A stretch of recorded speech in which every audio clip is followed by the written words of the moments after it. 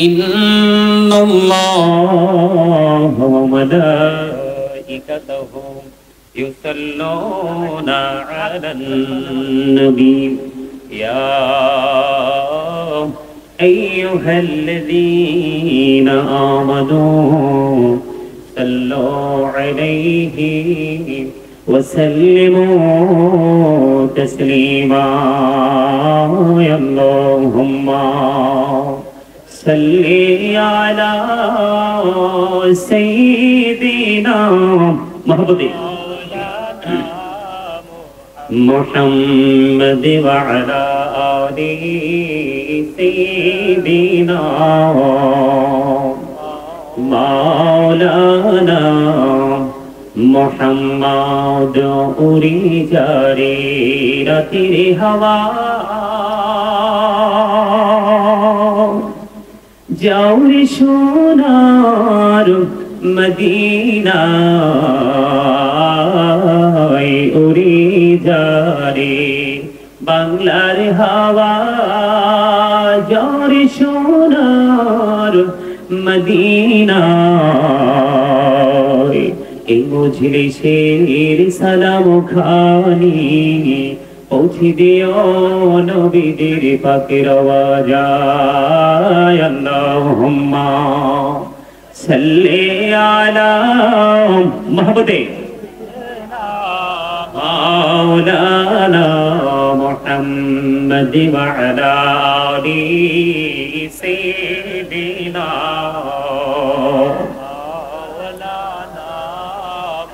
মুহাম্মদ মোরা সবাই গুনাহগার গো ও দয়াল এসেছি আপনার দরবারে জড় সিলাই সৃষ্টি করছেন মাফ করেন তার খাতিরে আল্লাহুম্মা সাল্লি আলা সাইয়্যিদিনা মাওলানা মুহাম্মদে মুহাম্মদ ওয়া আলা আলি সাইয়্যিদিনা মাওলানা মুহাম্মদ মাটির নিচে বাড়ি মোদের ওই মাটির নিচে মোদের ঘর এই দুনিয়ার আপন যারা সবাই হবে মোদের পর আল্লাহুম্মা সাল্লি আলা মুহাম্মাদে মাওলানা মুহাম্মদ ওয়া আলা আলি সাইয়্যিদিনা মাওলানা মুহাম্মদ নবী গো আপনার ভালোবাসায় জীবনের গৌরব ঝরে যায় নবী গো আপনার ভালোবাসায় জান্নাত নসিব হয়ে যায় আল্লাহুম্মা মুহাম্মদে মাওলানা মুহাম্মদ ওয়া আলা আলি সাইয়্যিদিনা মাওলানা মুহাম্মদ লা ইলাহা ইল্লাল্লাহ লা ইলাহা মুহাম্মদে ইল্লাল্লাহ লা ইলাহা ইল্লাল্লাহ লা ইলাহা হায়রে কত সুন্দর মদিনা যাইতে এই মন দেওয়ানা হায়রে কত সুন্দর মদিনা যাইতে এই মন দেওয়ানা হায়রে দয়া করো দয়াল আল্লাহ দয়া করো দয়াল আল্লাহ নসিব করো মদিনা লা ইলাহা ইল্লাল্লাহ লা ইলাহা এই নামাজ রোজা ছাইরো না মা বাবাকে ভুইল না হাইরি নামাজ রোজা ছাইরো না মা বাবাকে ভুইল না হাইরি জান্নাত বাসী হইতে চাইলে জান্নাত বাসী হইতে চাইলে প্রাণ ভরে করো সাধনা লা ইলাহা ইল্লাল্লাহ লা ইলাহা লা ইলাহা ইল্লাল্লাহ লা ইলাহা মুহাম্মাদে লা ইলাহা ইল্লাল্লাহ তুম কাউরি বনাইলা সফিউল্লাহ তুম কাউরি বনাইলা নজিউল্লাহ মোর নবীকে বানাইলা তুমি মোর নবীকে বানাইলা তুমি নূর মুহাম্মদ সাল্লাল্লাহু লা ইলাহা ইল্লাল্লাহ লা ইলাহা तुम कहुरी बनहिला कलीमुल्लाह तुम कहुरी बनहिला रोहुल्लाह मोर नबी के बनाइला तुमी मोर नबी के बनाइला तुमी नूर मुहम्मद सल्लल्लाहु ला इलाहा इल्लल्लाह ला इलाहा भाईजान बोलना को तुरी मोतीना इबिने जाबो जानी ना हायरी दया करो दयाल अल्लाह दया करो दयाल अल्लाह नगो सोनार मदीना ला इलाहा इल्लल्लाह ला इलाहा ला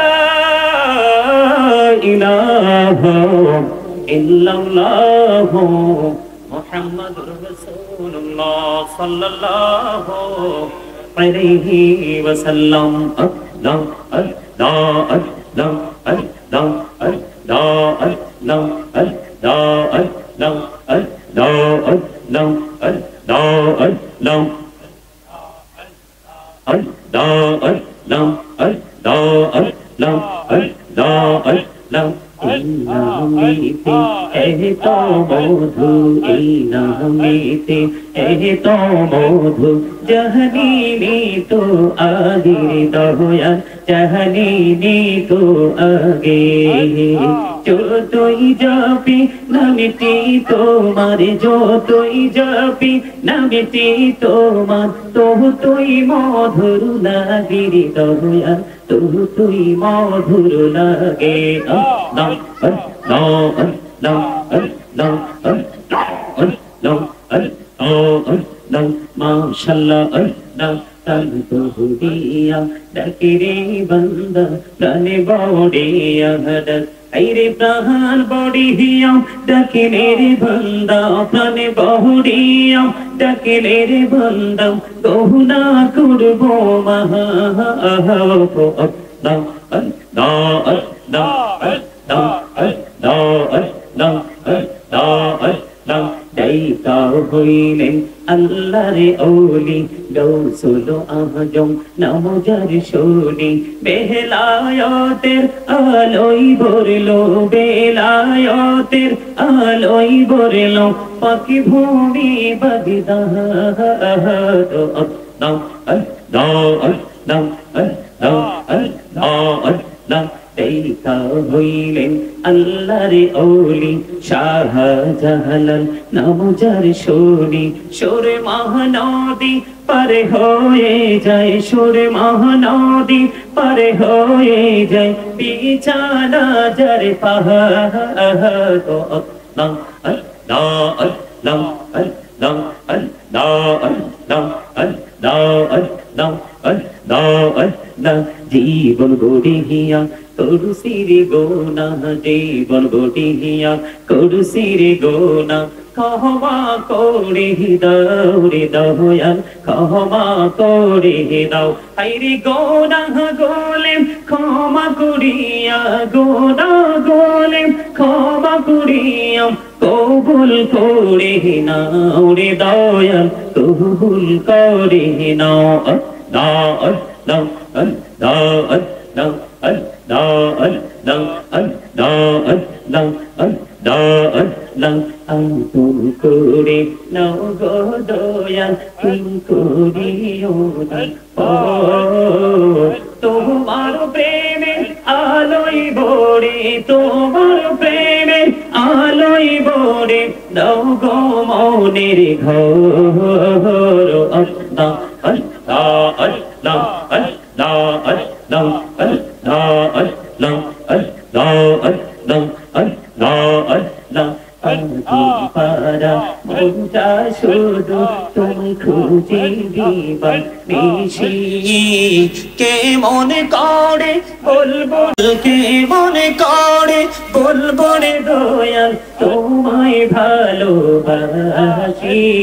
আল্লাহ আল্লাহ আল্লাহ লা ইলাহা ইল্লাল্লাহ মুহাম্মাদুর রাসূলুল্লাহ সাল্লাল্লাহু আলাইহি ওয়াসাল্লাম।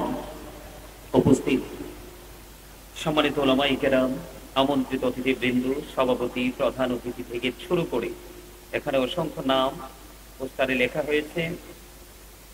এখানে উপস্থিত রয়েছেন যারা উলামায়ে কেরাম, আমন্ত্রিত অতিথিবৃন্দ, দূর দূরান্ত থেকে আগত আজকের মাহফিলের শ্রোতা যারা, বিশেষ করে আরো রয়েছেন পর্দার অন্তরালে মা ও বোনেরা। আজকে পাহাড়পুর বেলবাড়ি পূর্বপাড়া পাঞ্জেখানা মসজিদের উদ্যোগে আজকে বার্ষিক ওয়াজে দোয়ার মাহফিলের আয়োজন করা হয়েছে। যারা টাকা দিয়ে, পয়সা দিয়ে, অর্থ দিয়ে, বুদ্ধি দিয়ে, শ্রম দিয়ে, সার্বিক সহযোগিতার মাধ্যমে আজকের এই জান্নাতের বাগান সাজিয়েছেন, সকলের কদমে আমার সালাম। আসসালামু আলাইকুম ওয়া রাহমাতুল্লাহি ওয়া বারাকাতুহু। সম্মানিত উপস্থিতি, আমি সকলকে আপনাদেরকে আন্তরিকভাবে মোবারকবাদ জানাচ্ছি যে আপনারা পবিত্র রজনী সারাদিন পরিশ্রম করে আমরা এই ক্লান্ত শরীর থেকে একটু স্বস্তির জন্য আল্লাহ রাব্বুল আলামিন আমাদেরকে অবর্ণনীয় নিয়ামত হিসাবে রাত্রিটা বরাদ্দ করে দিয়েছেন। আজকে এতক্ষণ তো ঠিক ছিল সাউন্ডটা।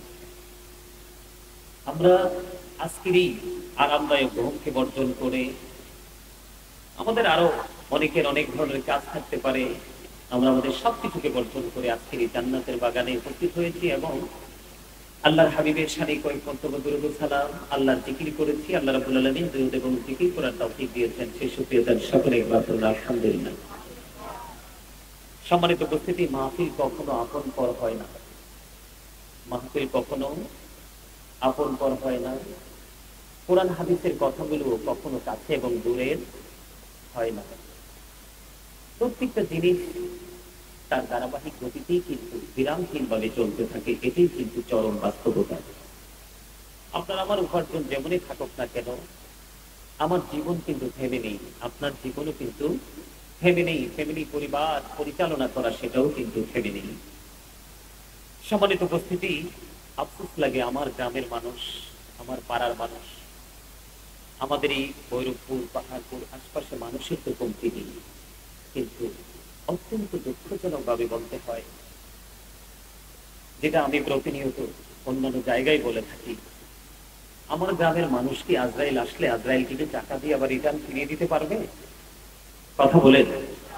আমি আপনাদেরকে করজোরে মিনতি করে বলছি, আপনারা সকলে একটু জবান খুলে কথা বলবেন। কেন জানেন?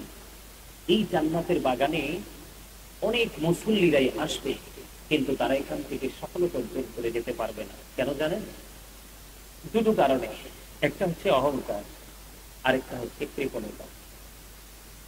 এই দুটো টিম, দুটো দলকে কিন্তু আল্লাহ রাব্বুল আলামিন কি করেন? ভালো বাসেন না, পছন্দ করেন না।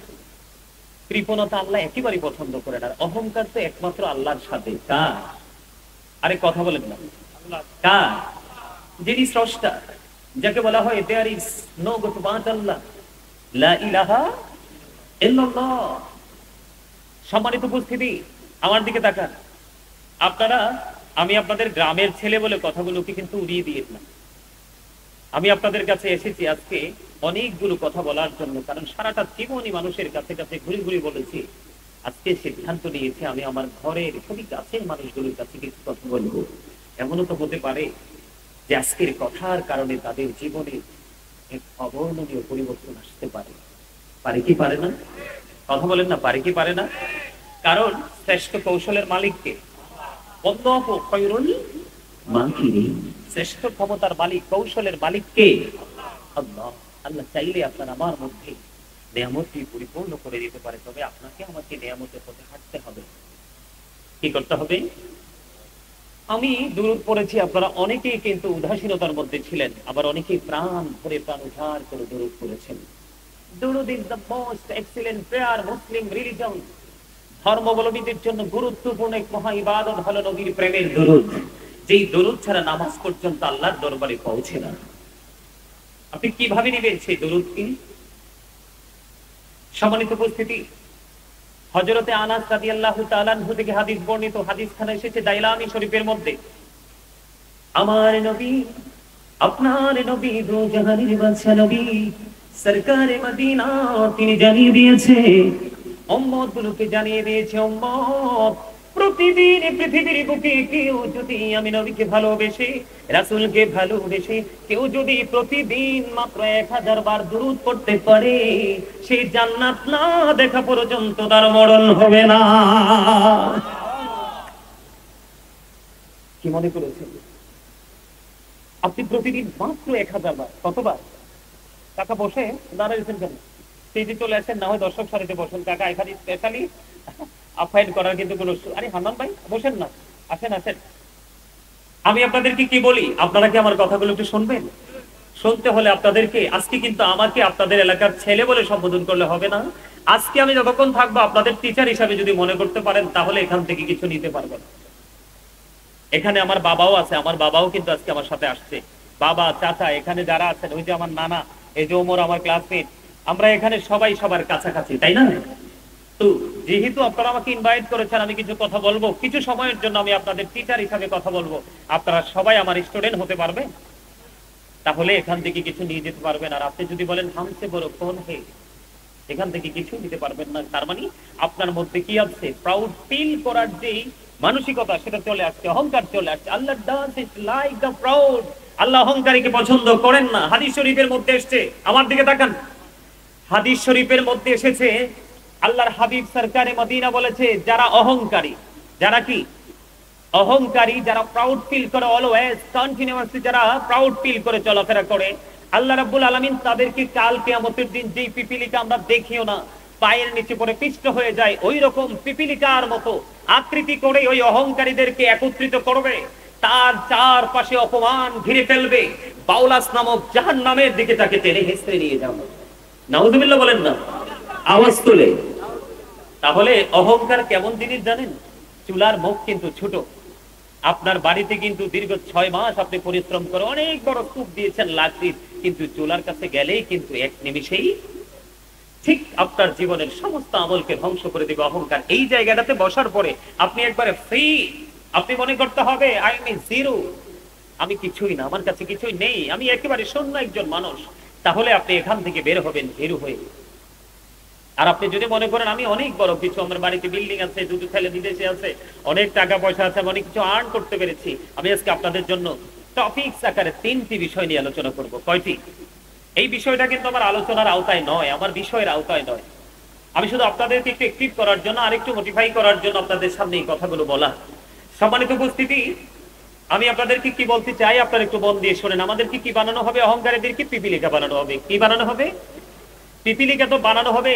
অপমান কিন্তু তাকে চারপাশে ঘিরে ফেলবে, জাহান্নামের দিকে তাকে টেনে হেঁচড়ে নিয়ে যাওয়া হবে। অথচ মানুষ কিন্তু অত্যন্ত দামি।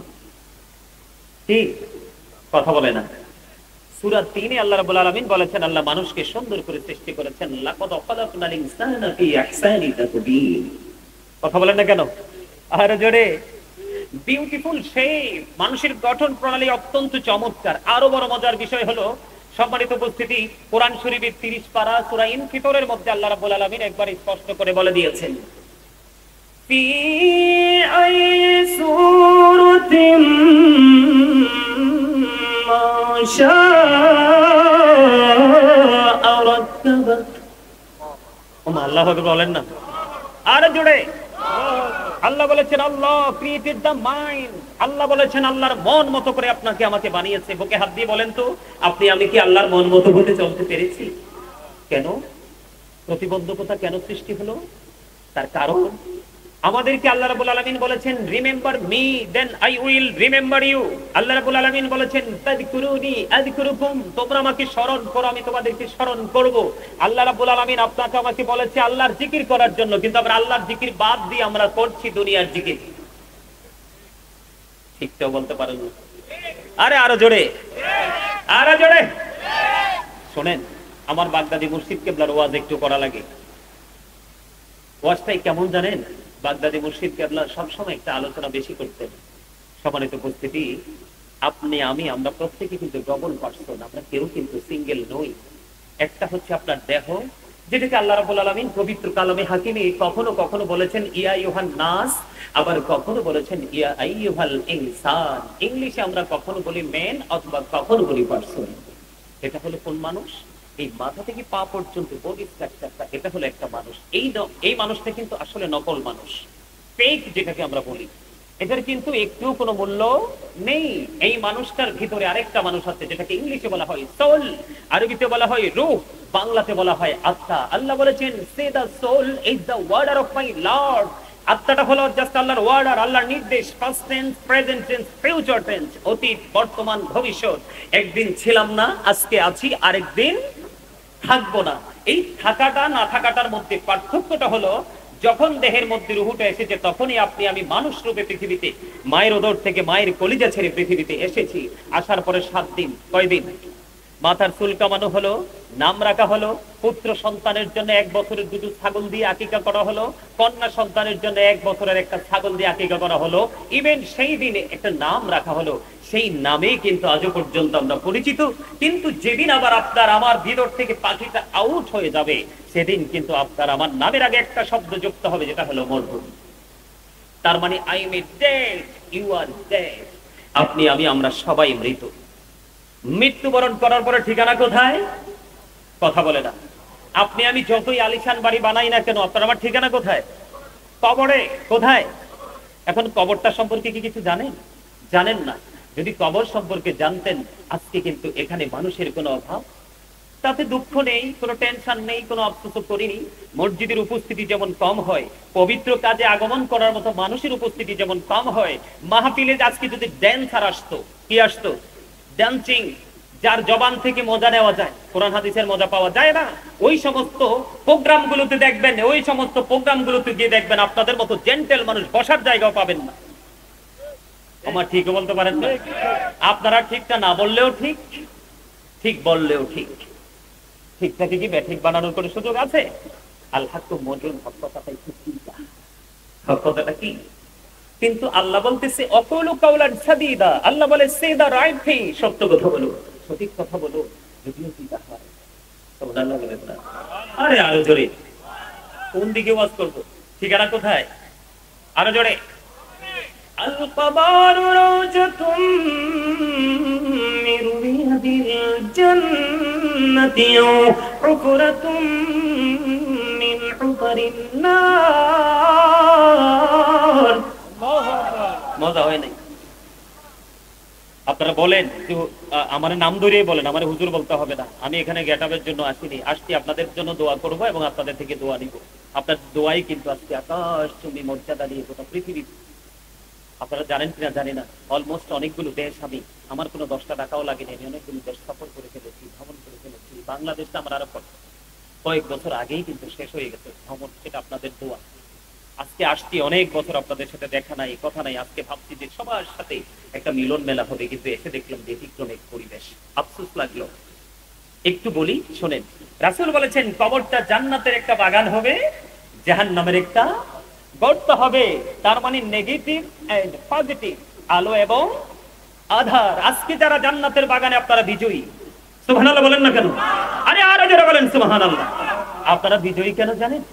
বিজয়ী বলার কারণ হলো আল্লাহ রাব্বুল আলামিন কিন্তু বলেছে শয়তান আমাদের প্রকাশ্য শত্রু। Satan is the eternal enemy of the believer. ইমানদারদের প্রকাশ্য শত্রু হলো শয়তান। কিন্তু আল্লাহ রাব্বুল আলামিন মুমিন মুত্তাকি যারা, তাদেরকে মেইন করে আল্লাহ বলেছেন ইন্না কাইদা শাইতানি কানা দাঈফা। আল্লাহ বলেছেন শয়তান ডিসিপশন ইজ ভেরি উইক।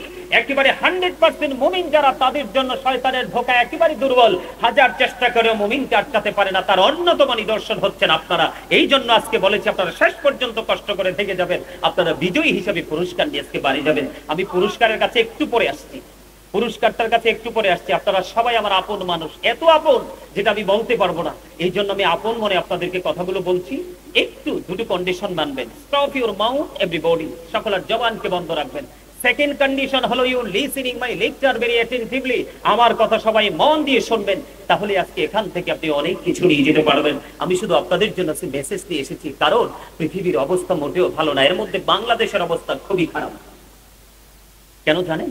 কারণ আমাদের প্রত্যেকটা অবস্থান ইসলামের প্রতিকূলে, প্রত্যেকটা জায়গায় ইসলামের প্রতিকূলে। এটা বিশ্বাস করেন তো আপনারা?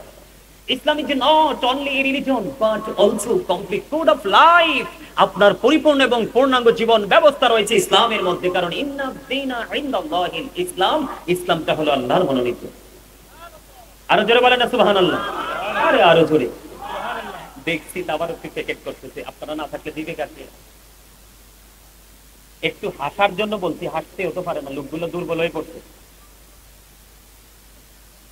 একটু হাসতে পারেন না? হাসি খুশি মানুষ কিন্তু অসুস্থ কম হয়, গোমরামুখী মানুষ কিন্তু হার্ট অ্যাটাকে মারা যায়।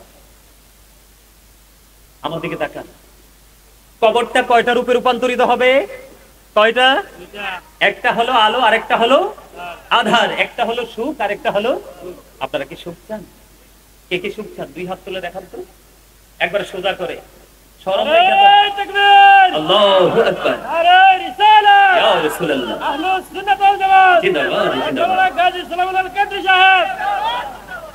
আমি কিন্তু সুর দিই, আপনারা বুঝতেছি, আপনারা সুরের জন্য অপেক্ষা করতেছেন। আমার সুর আল্লাহ একেবারে পুরোটা আল্লাহ রাব্বুল আলামিন মধু পুরোটা দিয়ে দিয়েছে।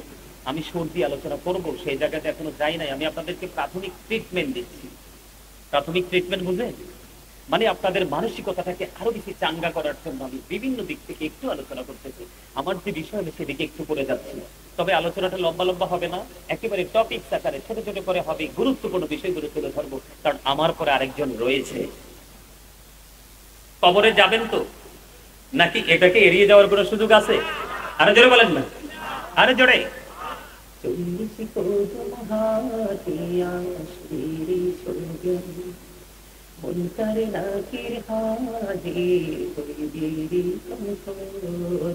ঘুমটা খুলিয়া সওয়াল ও ও মুসলিম ভাই, ঘুমটা খুলিয়া সওয়াল করিবেন তখন, 40 কদম হাঁটিয়া আসবে সজন। কি সওয়ালের কি জবাব হইতে যে পারে, সময় থাকিতে অমর জানিও তারে, অমর জানিও তারে। বাস্তব কথা না? কথা বলেন না? এই পৃথিবীতে তো আমরা আমাদের ক্ষমতা দিয়ে, টাকা দিয়ে, পয়সা দিয়ে, বিভিন্ন কৌশল করে সত্যকে মিথ্যা, মিথ্যাকে সত্য বলে আমরা রূপান্তরিত করে চালিয়ে দিতে পারি না? কিন্তু কবরটা হবে পুরো ব্যতিক্রম। দুটো রূপে রূপান্তরিত হবে, একটা হলো আলো, আরেকটা হলো আধার। একবারে সিম্পল ভাবে বলি, যাদের কবরটা আধার হবে, কবরে যাইতে দেরি বিভিন্ন প্রশ্ন করা হবে, সে কিন্তু অন্যদের মতো কথা বলবে। সে নিজের থেকে যে ইমানি দায়িত্ব নিয়ে, ইমানি চেতনা থেকে উত্তর সে দিতে পারবে না। হাদিস শরীফের মধ্যে এসছে, আল্লাহ রাসূল বলেছেন, মাটিকে আল্লাহ সঙ্গে সঙ্গে বলবে, মাটি তুমি তাকে চাপ দাও। মাটিটাকে চাপ দেবে। আল্লাহ রাসূল বলেছেন, মাটি যখন তাকে চাপ দিবে, চাপের সঙ্গে সঙ্গে তার একটা হাড় থেকে আরেকটা হাড়ের ভিতরে ঢুকে যাবে। দুঃখজনক হলেও সত্য, আল্লাহ বলেছেন, লা ইয়ামুতু, people will not die this day. সেদিন মানুষ মরতে পারবে না। আল্লাহ বলেছেন, ফিহা ওয়ালা ইয়াহইয়া, people will not be able to live that day. সেদিন মানুষ বাঁচতেও পারবে না। আল্লাহ বলেছেন অমাহুমান হাবি গায়বিন, people will not be able to escape that day. মানুষ সেখান থেকে পালাতেও পারবে না, বাঁচার সুযোগ নাই, মরার সুযোগ নাই, পালাবার সুযোগ নাই। এত ভয়ঙ্কর পরিবেশ, কি করবেন তখন? আরো সবচেয়ে বড় লজ্জাস্কর বিষয় হচ্ছে আল্লাহ কি বলেছে জানেন? وَإِذَا الْقُبُورُ بُعْثِرَتْ عَلِمَتْ نَفْسٌ مَا قَدَّمَتْ وَأَخَّرَتْ। জোরে জোরে বলেন আল্লাহু আকবার। আল্লাহ বলে বন্ধু বান্দা প্রস্তুতি নিয়ে আসো, কি নিয়ে আসো? প্রিপারেশনটা নিয়ে আসো। আল্লাহ কি ধরনের প্রিপারেশন নিয়ে আসবো? আল্লাহ রাব্বুল আলামিন বলেছে কবরটা আমি যখন ওপেন করে দিব, কবর যখন ওপেন হয়ে যাবে, আপনি আমি আমরা প্রত্যেকেই কে কি করেছি আর কি করেনি সেটা ওপেন হয়ে যাবে। আপনার আমার সামনে প্র্যাকটিক্যাল থাকবে, কিছু এড়িয়ে যেতে পারলাম না। আরো জোরে বলেন, এড়িয়ে যাওয়ার সুযোগ আছে? কথা বলেন না, কোনো সুযোগ নেই। আমি খাবার নিয়ে পরে আলোচনা করব, একেবারে পরে যাবার আগে, যে যারা কবরটা জাহান্নাম হয়ে যাবে তাদের জন্য আল্লাহ কি ধরনের খাবার বরাদ্দ করে রেখেছেন, আর যারা জান্নাতি তাদের জন্য কবর খাবারটা কেমন রেখেছেন। যেটা বলতে চেয়েছিলাম, তখন তার কি হয়ে যাবে, হাড়ের মধ্যে একটা হাড়ের মধ্যে আরেকটা হাড় ঢুকে যাবে, কিন্তু সে মরতেও পারবে না, বাঁচতেও পারবে না, পালাতেও পারবে না। আর যিনির কবরটা আলোকিত হয়ে যাবে, আল্লাহ রাসূল বলেছেন আল্লাহ রাব্বুল আলামিন অর্ডার করবে, গায়েব থেকে আওয়াজ আসবে, কবরটাকে বলা হবে কবর তুমি দৈর্ঘ্য এবং প্রস্থে 70 গুণ চওড়া হয়ে যাও। কবরটার সঙ্গে সঙ্গে দৈর্ঘ্য এবং প্রস্থে 70 গুণ চওড়া হয়ে যাবে। সে বলবে যে ফেরেশতারা যখন তার কাছে আসবে, মানে এটা আমাদের মধ্য থেকে কেউ না কেউ হবে আল্লাহর প্রিয় দিদার প্রাপ্ত বান্দা, সে কি বলবে জানেন? কয় আমার আরেকবার আমার এই পৃথিবীতে ফিরে যাওয়ার সুযোগ করে দাও না। কয় না, সুযোগ তো আর নাই। তো তুমি কেন যেতে চাও? জানি যার জান্নাত আর কি, দেখেন তার জন্য কবরটাও কত নিয়ামত, ফিউচারটাও তার জন্য একেবারে 100% ব্রাইটনেস হয়ে গেছে। কারণ সে তার মনে সবসময় একটা প্রত্যাশা ছিল, যে যাই বলো ভাই আমি আমার সোনার হরিণ চাই, আমি পৃথিবীতে যেমন ভাবে কাটাই না কেন কিন্তু আমি ওপারে যেন ভালো থাকি। এটা কিন্তু মুমিন সবসময় চিন্তা করে। এখন ওনাকে উনি বলতেছে যে আমাকে আবার পৃথিবীতে ফিরে যেতে দাও না। তো কেন? কয় আমার আপন স্বজন কান্দে, তার সাথে একটু দেখা করব। কয় না, তোমার আর ফিরে যাওয়ার কোনো সুযোগ নেই, বরং তো তুমি আজকে নতুন পরের মতো ঘুমিয়ে যাও, যেদিন তোমার মালিক ডাকবে সেদিনই তুমি আবার জেগে উঠবে। আপনি জানেন আজকের এই জান্নাতের বাগান কত বড় নিয়ামত? এই আজকে আপনাদের এটা এই আচার পাশ আজকে রহমতের ফেরেশতারা বেষ্টনী দিয়ে রেখেছে।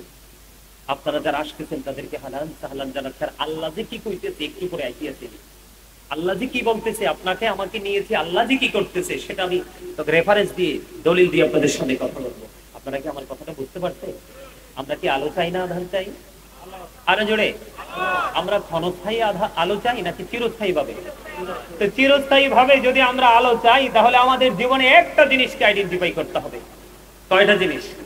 আল্লাহ পবিত্র কালামে হাকিমে বলেছেন ইন্নামা ইয়াখশাল্লাহা মিন ইবাদিহিল উলামা। আল্লাহ রাব্বুল আলামিন বলেছে পৃথিবীতে আল্লাহর যে বান্দা আছে, বান্দার মধ্যে সবচেয়ে বেশি আল্লাহকে ভয় করে হক্কানি আলেমরা। আল্লাহ কয় হুজুর এখন আমাদের কি করতে হবে? আপনাদেরকে হক্কানি আলেমদের সাথে প্রেম করতে হবে। কি করতে হবে? কথা কয় আরো জোরে। আরে আচ্ছা আপনারা বলেন তো, খাবারে লবণ না দিলে কি খাওয়া যায়? কেন? মজা হয় না। Absolutely right answer. লবণ না দিলে যেমনি খাবার মজা হয় না, ঠিক তেমনি প্রেম ছাড়াও কিন্তু কখনো আমল মজা লাগে না। আপনি আমল করার আগে প্রেমের বাজারে ঢুকবেন, কারণ লবণ ছাড়া খাবার স্বাদ হয় না, প্রেম ছাড়া আমল মজা লাগে না। আর আমল মজা না লাগলে আপনাকে আমি জোর করে জীবনে আমলে বসাতে পারবো না। এই জন্য আপনাকে আগে প্রেমের বাজারে ঢুকতে হবে। আল্লাহ বলতেছে join with my dear people, come to my paradise. Allah বলতেছেন ফাদখুলি ফি ইবাদি ওয়াদখুলি জান্নাতি। আল্লাহ বলতেছে আমার প্রিয় লোকদের সাথে যুক্ত হও আর আমার জান্নাতে চলে আসো। সুবহানাল্লাহ। আরে আরো জোরে, সুবহানাল্লাহ, আরো জোরে, আরো জোরে, আরো জোরে। বারবার কেন বলি? যখন আমি ওই মসজিদ সংক্রান্ত বিষয়, আমার যে বিষয়গুলো সেই বিষয় নিয়ে আলোচনা করবো, সেই দিকে আমি বলার জন্য প্রস্তুত ছিলাম। তবে আরেকটু পরে বলবো। সম্মানিত উপস্থিতি, আমি আপনাদেরকে বলতে চাই, এই যে দুরূদ নিয়ে একটা হাদিস শরীফ বললাম, প্রতিদিন আপনি আমি 1000 বার দুরূদ পড়লে জান্নাত দেখে মরতে পারবো। কে বলেছে? রাসূল বলেছে। কে বলেছে? এটাকে সত্য বলে আখ্যায়িত করেছে ইহুদিরা। তারা বলবো কিভাবে বলেছে ওরা? ওরা এটাকে সত্য বলে আখ্যায়িত করেছে। হযরত মুহাম্মদ সাল্লাল্লাহু আলাইহি সাল্লাম was born in Arab country. His father's name was Abdullah. His mother's name was Amina. His father died before he was born. He lost his mother in his childhood. He was very truthful. আপনার আমার নবী ছিলেন শ্রেষ্ঠ সত্যবাদী। আওয়াজ করে বলেন না সুবহানাল্লাহ। নবীর কথা সন্দেহ করলে ঈমান থাকবে? আরো জোরে বলেন। আমার প্রাণ মুর্শিদ ডক্টর আহমদ পিয়ারা বাগদাদি পীর সাহেব কেবলা তিনি বলেছেন, of all the great religious personalities of all prophet, Muhammad Rasulullah was the most successful. জোরে জোরে বলেন সুবহানাল্লাহ। আরো জোরে। পৃথিবীর বুকে যত নবী রাসূল এসেছে সবার মধ্যে আপনার আমার নবী ইমামতি থেকে রাজনীতি, রাজনীতি থেকে ইমামতি, প্রত্যেকটা জায়গায় সাকসেস। আপনারা আরো বেশি খুশি হবেন। আমি সবসময় বলি I am very successful person, তার কারণ আমি আখিরি নবীর উম্মত হতে পেরেছি। এটা হচ্ছে আমার জীবনের সবচেয়ে বড় নিয়ামত। তার কারণ হলো আমেরিকার গবেষক মাইকেল এইচ হার্ট তিনি 100টা প্রভাবশালীর তালিকা করেছেন। কত? 100 জন প্রভাবশালীর তালিকা করেছেন। তিনি ওখানে উল্লেখ করেছেন, তিনি বলেছেন the 100 a ranking of the most influential person in the history। আওয়াজ করে বলেন সুবহানাল্লাহ। আরো জোরে বলেন না সুবহানাল্লাহ। আরো জোরে। একটু নিয়ামতের ঘন্টা বাজার পরেও আমরা নিয়ামত পর্যন্ত পৌঁছাতে পারছি না। তার কারণ ওই যে বলেছি, আল্লাহ বলতেছে তোমরা আমার জিকির করো, আর আমরা জিকির করছি কোনটা? দুনিয়া। কার? আমি জিকির একটু পরে আসছি, দুরুদ আগে শেষ করি। দুরুদে আপনার পক্ষে তো বন্ধুরি আমার জুমার দিন কেউ যদি রাসূলকে ভালোবেসে মাত্র 80 বার দুরুদ পড়তে পারে, এই মেলবাড়ি পূর্ব পাড়া এই গ্রামের আমার ভাই বাবার, আমার আপন স্বজন, পাড়া পড়শি, বিশেষ করে এখানে আমার অনেক চাচি, দিদি, দাদু, ফুফু রয়েছেন আশেপাশে, সবাই আমার আত্মীয়। এখানে কিন্তু কেউ আমার পরনা, ঠিক কিনা বলেন? এই গ্রামের আকাশ বাতাসে আমি বড় হয়েছি। ও বন্ধু, আজকে আপনাদের পায়ে ধরে আমি বলছি, আমি আমার মা বোনদেরকে ডেকে ডেকে বলছি, হৃদয়ে খুলে শুনো, আমার নবী জানিয়ে দিয়েছেন কেউ যদি প্রতিদিন এরা এক হাদিসের মধ্যে এসেছে, আমার রাসূল বলেছেন কেউ যদি প্রতিদিন রাসূলকে ভালোবেসে মাত্র 1000 বার যদি দুরূদ পড়তে পারো রে, জান্নাত না দেখা পর্যন্ত তোমার মরণ হবে না। আর জুমার দিনের ফজিলত সম্পর্কে রাসূল বলে দিয়েছেন, কেউ যদি রাসূলকে ভালোবেসে প্রতি জুমার দিনে মাত্র 80 বার যদি দুরূদ পড়তে পারে, আল্লাহ রাব্বুল আলামিন খুশি হয়ে তার 80 বছরের সগীরা গুনাহ মাফ করে দেয়। এখনকার মানুষ কিন্তু 80 বছর বাঁচে না, কিন্তু নিয়ামতটা 80 বছরেরই পেয়ে যায়। তাহলে এখানে এই প্রেমে পড়লে লাভ না লস? অনেক বেশি ভালো লাগে সোনার মদিনা, লাগবে তো কেন সেখানে শাহী মদিনা। অনেক বেশি ভালো লাগে সোনার মদিনা, বলেন অনেক বেশি ভালো লাগে সোনার মদিনা, লাগবে তো কেন সেখানে শাহী মদিনা, লাগবে তো কেন সেখানে শাহী মদিনা। আপনারা গজল গাইতে পারেন না? আমি কিন্তু একজন রাইটার, আপনারা জানেন। আমার কিন্তু বই লেখা পুরো কমপ্লিট, শুধু পেয়েছে দিবস প্রকাশিত হবে। আলহামদুলিল্লাহ বলেন না? আরো জোরে বলে। আমি অনেক হামদ, নাত, ইসলামী সঙ্গীত, দুরুদের কাসিদা, জিকিরের কাসিদা অনেক লিখেছি। আল্লাহ আমাদের কলম ধরার ক্ষমতা দিয়েছে। আমিন বলেন না? আরে আরো জোরে। আপনারা চাইলে কিন্তু আমি মাঝে মাঝে গজল শোনাবো। আমার চাচি জেডি যারা আছে, ফুফুরা, দাদিরা যারা আছে, ওদের আব্বা ওয়াজ যেমনই করে, সুলেমান যেন গজল গায়। মানে আমি তাদের কাছে সেই ছোট্টই রয়ে গেছে। আমি চাই চির জীবন তাদের কাছে সেই ছোট্টই থাকি। আমি এখানে বড় হতে চাই না, বড় হতে চাই না। ঠিক কিনা বলেন? আরে আরো জোরে। আপন মানুষের কাছে কখনো কি কেউ বড় হয়? বড় হতে চায়? যেরকম ঠিক না? ঠিক। আপনাদের কাছে ভালো লাগে না? আরো জোরে বলেন।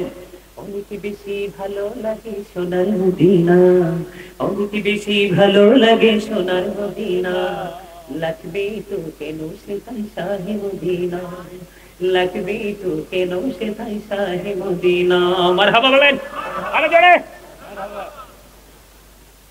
এবার বন্ধু, জিকির যখন করেছিলাম, জিকিরের সময় আপনাদেরকে দেখেছি অত্যন্ত দুর্বল রূপে অনেকে জবানটা বন্ধ রেখেছেন। আল্লাহর হাবিব সরকারি মদিনা তিনি বলেছেন জিকির 2 ভাবে করা যায়। দিকে তাকান। জিকির কয় ভাবে করা যায়? 2 ভাবে করা যায়। একটা হলো জবান, আর একটা হলো অন্তর। আমার রাসূল বলেছেন জবান এবং অন্তর দুটো মিলে যে জিকিরটা করা হয়, ওর চেয়ে উত্তম আর কোনো জিকির হতে পারে না। জোরে জোরে বলেন না সুবহানাল্লাহ। আর জোরে বলেন না সুবহানাল্লাহ। বন্ধু এখানেই শুধু ক্ষান্ত নয়, আমার নবী আরো বলে দিয়েছেন, তোমরা যখন জিকির করো এমন ভাবে জিকির করো রে মানুষ দেখলেই যেন তোমাদেরকে পাগল বলে। আমার নবী, আপনার নবী, দু জাহানের বাদশা নবী, তিনি বলে দিয়েছে প্রত্যেকটা মেশিন, প্রত্যেকটা যন্ত্রকে ক্লিয়ার করার একটা যেই কোনো একটা উপাদান থাকে, থাকে কিনা? যেই কোনো বিষয়, যেমন আমি আপনাদেরকে একটা এক্সাম্পল দিই বোঝার জন্য। আমি কথা বলতে বলতে বলতে বলতে যেমন ধরেন আমার ঠোঁটে থুতু আসলো, কি আসলো, অথবা আমি ঘেমে গেলাম কথা বলতে বলতে, এখন আমি কি করলাম, টিস্যুটা দিয়ে ইউজ করলাম, ব্যবহার করে আমি ফেলে দিলাম, তাই তো? বন্ধু, আমার নবী বলে দিয়েছে মানুষের মনের ঘরে যখন ময়লা জমে, মালিকের জিকির যখন করে ওই জিকিরের কারণে মানুষের মনের ময়লা পরিষ্কার হয়ে যায়। জোরে জোরে কন্যা সুবহানাল্লাহ। আমার নবী আরো বলেছেন, পৃথিবীর মানুষ তোমরা যখন জান্নাতের বাগানে আসা যাওয়া করো ওখান থেকে তোমরা কিছু জান্নাতি ফল খেয়ে নিও। ইয়া রাসূলুল্লাহ, ইয়া হাবিবাল্লাহ, নবী গো জান্নাতি ফলটা কি? আমার নবী জানিয়ে দিয়েছেন, সুবহানাল্লাহ ওয়া হামদুলিল্লাহ লা ইলাহা ইল্লাল্লাহ, সুবহানাল্লাহ আলহামদুলিল্লাহ লা ইলাহা ইল্লাল্লাহ, লা ইলাহা ইল্লাল্লাহ, লা ইলাহা ইল্লাল্লাহ। নবী আমার নূরের পুতুল, জগৎ করলেন উজালা। নবী আমার নূরের পুতুল, জগৎ করলেন উজালা। রোজ হাসরে করবেন তিনি উম্মতের ফয়সালা। সুবহানাল্লাহ আলহামদুলিল্লাহ লা ইলাহা ইল্লাল্লাহ, সুবহানাল্লাহ আলহামদুলিল্লাহ লা ইলাহা ইল্লাল্লাহ, লা ইলাহা ইল্লাল্লাহ, লা ইলাহা নামের সাথে নামে সাইয়া যারে আল্লাহ পাঠাইলা, আনি যে আল্লাহ দোস্ত বলে তার প্রেমে মজিলা। সুবহানাল্লাহ আলহামদুলিল্লাহ লা সুবহানাল্লাহ আলহামদুলিল্লাহ লা ইলাহা লা ইলাহা লা ইলাহা আরশ কুরসি লৌহ কলম সৃষ্টি জাহান ও সেনা, আলী যে আল্লাহ খুশি হইয়া নাম রাখিলেন হাবিবুল্লাহ। সুবহানাল্লাহ আলহামদুলিল্লাহ লা ইলাহা লা ইলাহা ইল্লাল্লাহ মুহাম্মাদুর রাসূলুল্লাহ সাল্লাল্লাহু আলাইহি ওয়াসাল্লাম। জোরে জোরে কন্যা আলহামদুলিল্লাহ, আরো জোরে। আপনারা এখনো খুশি হন নাই? হইছে? জিকির করলে কি লাভ হয় জানেন না তো? আরে আরো মজার খবর তো সামনে রয়েছে। আল্লাহ রাসূল বলতেছেন, আজকে কিন্তু আপনারা, আমরা সবাই মনে করতেছি, আমি মনে করতেছি আমি মাহফিলে যাচ্ছি ওয়াজ করার জন্য, আর আপনারা যারা সবাই মনে মনে ভাবেন যে আমরা যাচ্ছি আজকে ওয়াজে শোনার জন্য। আপনাদের চিন্তাটাকে কিন্তু আমি ইগনোর করছি না, কিন্তু চরম বাস্তব কথা যেটা, সেটা হলো মূলত আমরা মাহফিলে আসিনি, আমরা এসেছি আমাদের মাওলার দিকে। কথা কয় না কেন? কার দিকে? আপনি যেভাবে আসবেন আপনার পুরস্কারটাও কিন্তু সেইভাবে বরাদ্দ করা আছে বন্ধু। হাদিস শরীফের মধ্যে এসেছে, আমার দিকে তাকান, আল্লাহ রাসূল দু জাহানের বাদশা নবী ইমামুল মুরসালিন নবী তিনি জানিয়ে দিয়েছে, ও বন্ধু আমার দিকে তাকান, কেউ যদি জিকির করতে করতে মালিকের দিকে এক হাত পরিমাণে গিয়ে আসে, আমার মালিক ওই বান্দার দিকে দুই হাত পরিমাণে গিয়ে আসে। কেউ যদি মালিকের দিকে জিকির করার জন্য হেঁটে হেঁটে আসে, আল্লাহর হাবিবকে আল্লাহ জানিয়ে দিয়েছে, বন্ধু আপনি আপনার উম্মত গুলোকে জানিয়ে দেন আমি আমার ওই বান্দাগুলোর দিকে দৌড়ে চলে আসি। জোরে জোরে কন্যা, জোরে জোরে সুবহানাল্লাহ। আপনি যদি আল্লাহর দিকে এক বিঘা পরিমাণে এগিয়ে যান, কি পরিমাণ? 1 বিঘা পরিমাণ যখন আপনি আল্লাহর জিকির করার জন্য এগিয়ে যাবেন, আমার নবী জানিয়ে দিয়েছেন আল্লাহ আল্লাহর ওই বান্দার দিকে 1 গজ পরিমাণ এগিয়ে আসি। তার মানিটা আমি আপনাদেরকে বলে দেই, আমাদের মধ্যে অনেক আল্লাহর ওলি আছে না নাই? আমাদের মধ্যে অনেক আল্লাহর ওলি, আল্লাহর বন্ধু আছে না নাই? বন্ধু, আল্লাহর ওলি হইতে হলে জিকির লাগবে রে। জিকির ছাড়া কখনোই মাওলার দিদার পাওয়া যাবে না। আর এই জিকিরটা করতে হবে, আল্লাহ কন্ডিশন দিয়ে দিয়েছেন। কি দিয়েছেন? শর্ত দিয়ে দিয়েছেন। কেমন করে করব জিকির? ফাদকুরুল্লাহ কিয়ামান, দাঁড়িয়ে দাঁড়িয়ে জিকির করো, উকুউদান, বসে বসে জিকির করো, ওয়া আলা জুনুবিকুম, শুয়ে শুয়ে জিকির করো। দাঁড়িয়ে দাঁড়িয়ে জিকির করো, বসে বসে জিকির করো, শুয়ে শুয়ে জিকির করো। তারপরেও মাওলার জিকির তোমরা বন্ধ করিও না। তার মানে হলো আজকে আপনারা যারা আল্লাহ রাসূলের পাগল হয়ে ওই জান্নাতের বাগানের দিকে এগিয়ে এসেছেন, আপনি খুঁজে সারা জীবনও আল্লাহকে খুঁজে পাবেন না, আল্লাহ যদি নিজে আপনাকে আমাকে ধরা না দেয়। কথা বলে না? এই জন্য আপনি আল্লাহর দিদার প্রাপ্ত বান্দাদের অন্তর্ভুক্ত হতে হলে আল্লাহ রাব্বুল আলামিনের কুদরতি নূরের জ্যোতির মধ্যে যদি আপনাকে বিরাজ করাতে চান, তাহলে আপনাকে বেশি বেশি করে মাওলার জিকির করতে হবে। কারণ জিকির করলে আপনার হার্টের ওষুধ হয়ে যায়। জিকির করলে সায়েন্টিফিক যারা গবেষণা ইনস্টিটিউট থেকে তারা বক্তব্য দিয়েছেন, গবেষণা করে বা গবেষণাগার থেকে তারা বলেছেন জিকির ইজ দ্য হার্ট মেডিসিন। জিকির হলো হার্টের ঔষধ। যেই ব্যক্তির হার্টে প্রবলেম আছে, আপনি আজকে বলে দিলাম বেশি বেশি করে জিকির করবেন। ওয়াল্লাহি ওয়াল্লাহি আল্লাহর কসম করে বলছি রে, আপনার হার্টের রোগ আর মৃত্যুর আগ পর্যন্ত থাকবে না। জোরে জোরে বলেন না সুবহানাল্লাহ। আজকে আমরা জিকির থেকে দূরে, এই জন্য শারীরিকভাবে দুর্বল, জিকির থেকে দূরে মানসিকভাবে দুর্বল। জিকির থেকে দূরে থাকার কারণে সন্তান মানুষ হয় না, উপযুক্ত ছেলে মেয়ে থাকার পরেও বিয়ে শাদী হয় না, উপযুক্ত ছেলে থাকার পরেও গ্রাজুয়েশন করার পরেও বন্ধু তার লক্ষ্যে পৌঁছে দেওয়া যায় না।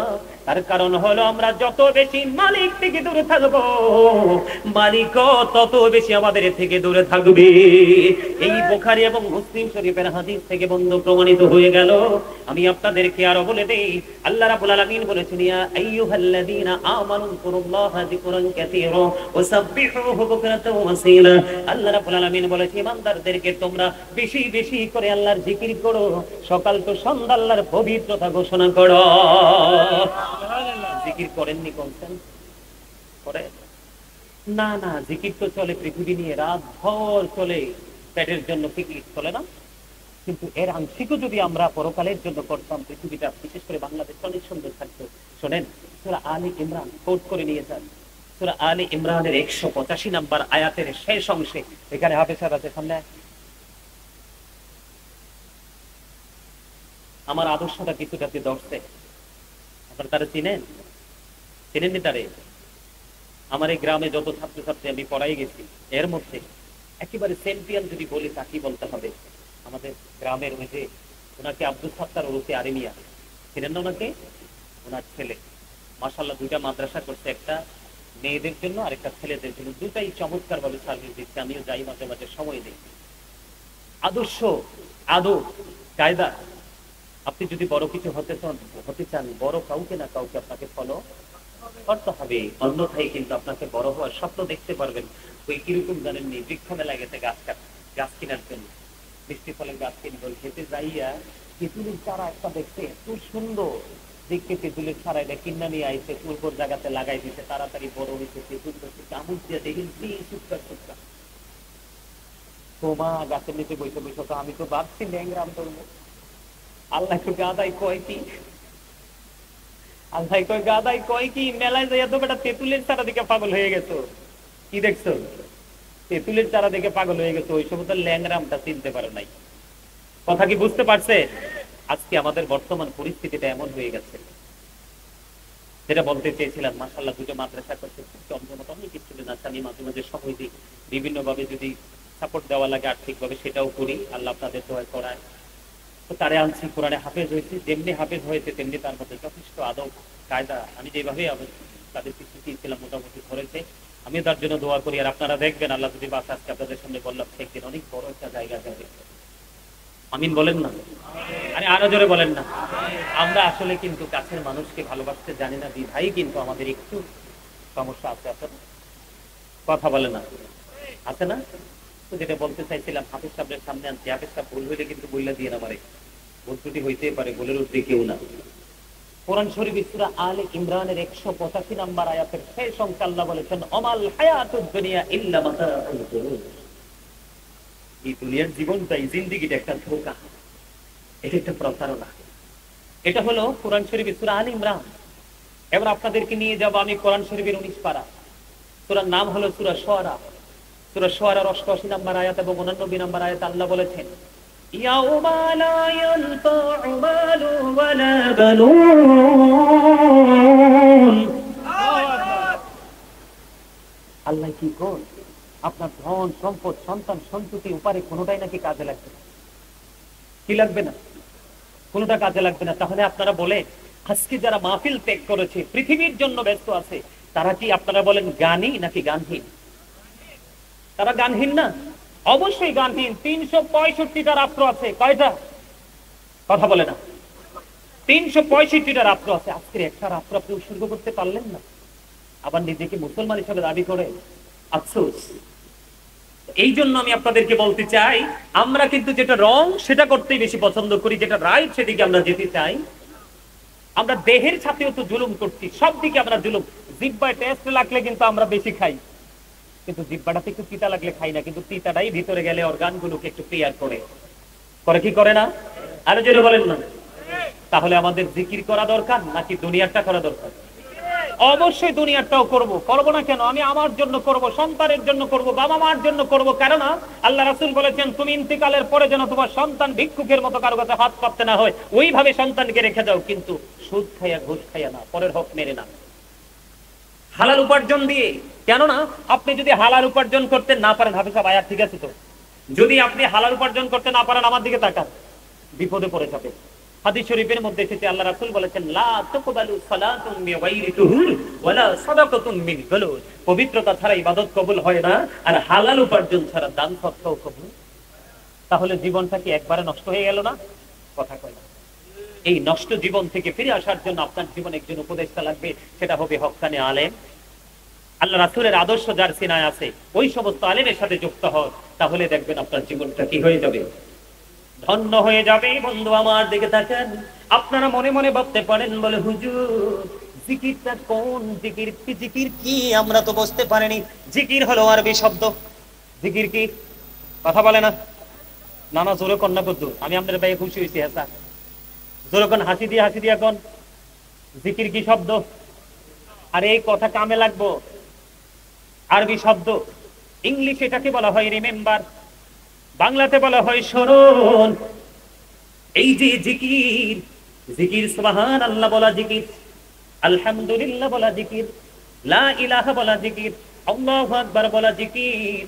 সৎ কাজের জন্য কাউকে ডাকা, এটাও জিকির। অসৎ কাজের জন্য বারণ করা, এটাও জিকির। ও বন্ধু, নামাজ মাওলার জিকির, হজ মাওলার জিকির। নামাজ হলো জিকিরের জলসা, কারণ এটা একই জায়গায় দাঁড়িয়ে এবং বসে সম্পূর্ণ করা হয়। যেই জিকিরটা একই জায়গায় দাঁড়িয়ে বসে সম্পূর্ণ করা হয়, এটাকে বলা হয় জিকিরের জলসা। বিভিন্ন জায়গা পরিদর্শন করে যেটা সম্পূর্ণ করা হয়, এটাকে বলা হয় মাওলার জিকিরের জুলুস।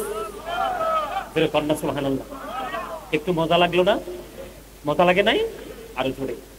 কার কার কাছে মজা লাগছে হাত তোলে। মজাটা কি দেহে লাগছে না রুহে লাগছে? আরো জোরে।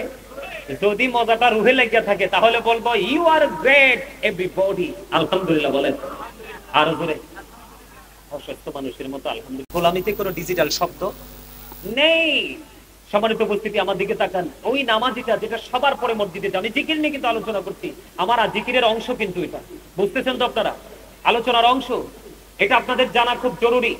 যখন ইমাম সাহেব খুতবা দেওয়ার জন্য মিম্বরে দাঁড়িয়ে যায়, রাস্তা মসজিদের গেটে দাঁড়িয়ে যে ফেরেশতারা 1 2 3 4 করে রোল নাম্বার অনুযায়ী মুসল্লিদের লিস্ট করে, যখন ওই ইমাম সাহেব যখন খুতবা দেওয়ার জন্য দাঁড়িয়ে যায়, তখন কিন্তু তার এই নোটবুকটাকে সে বন্ধ করে ইমাম সাহেবের খুতবা শোনার জন্য ওই ফেরেশতারা পর্যন্ত দাঁড়িয়ে যায়। আওয়াজ করে বলেন সুবহানাল্লাহ।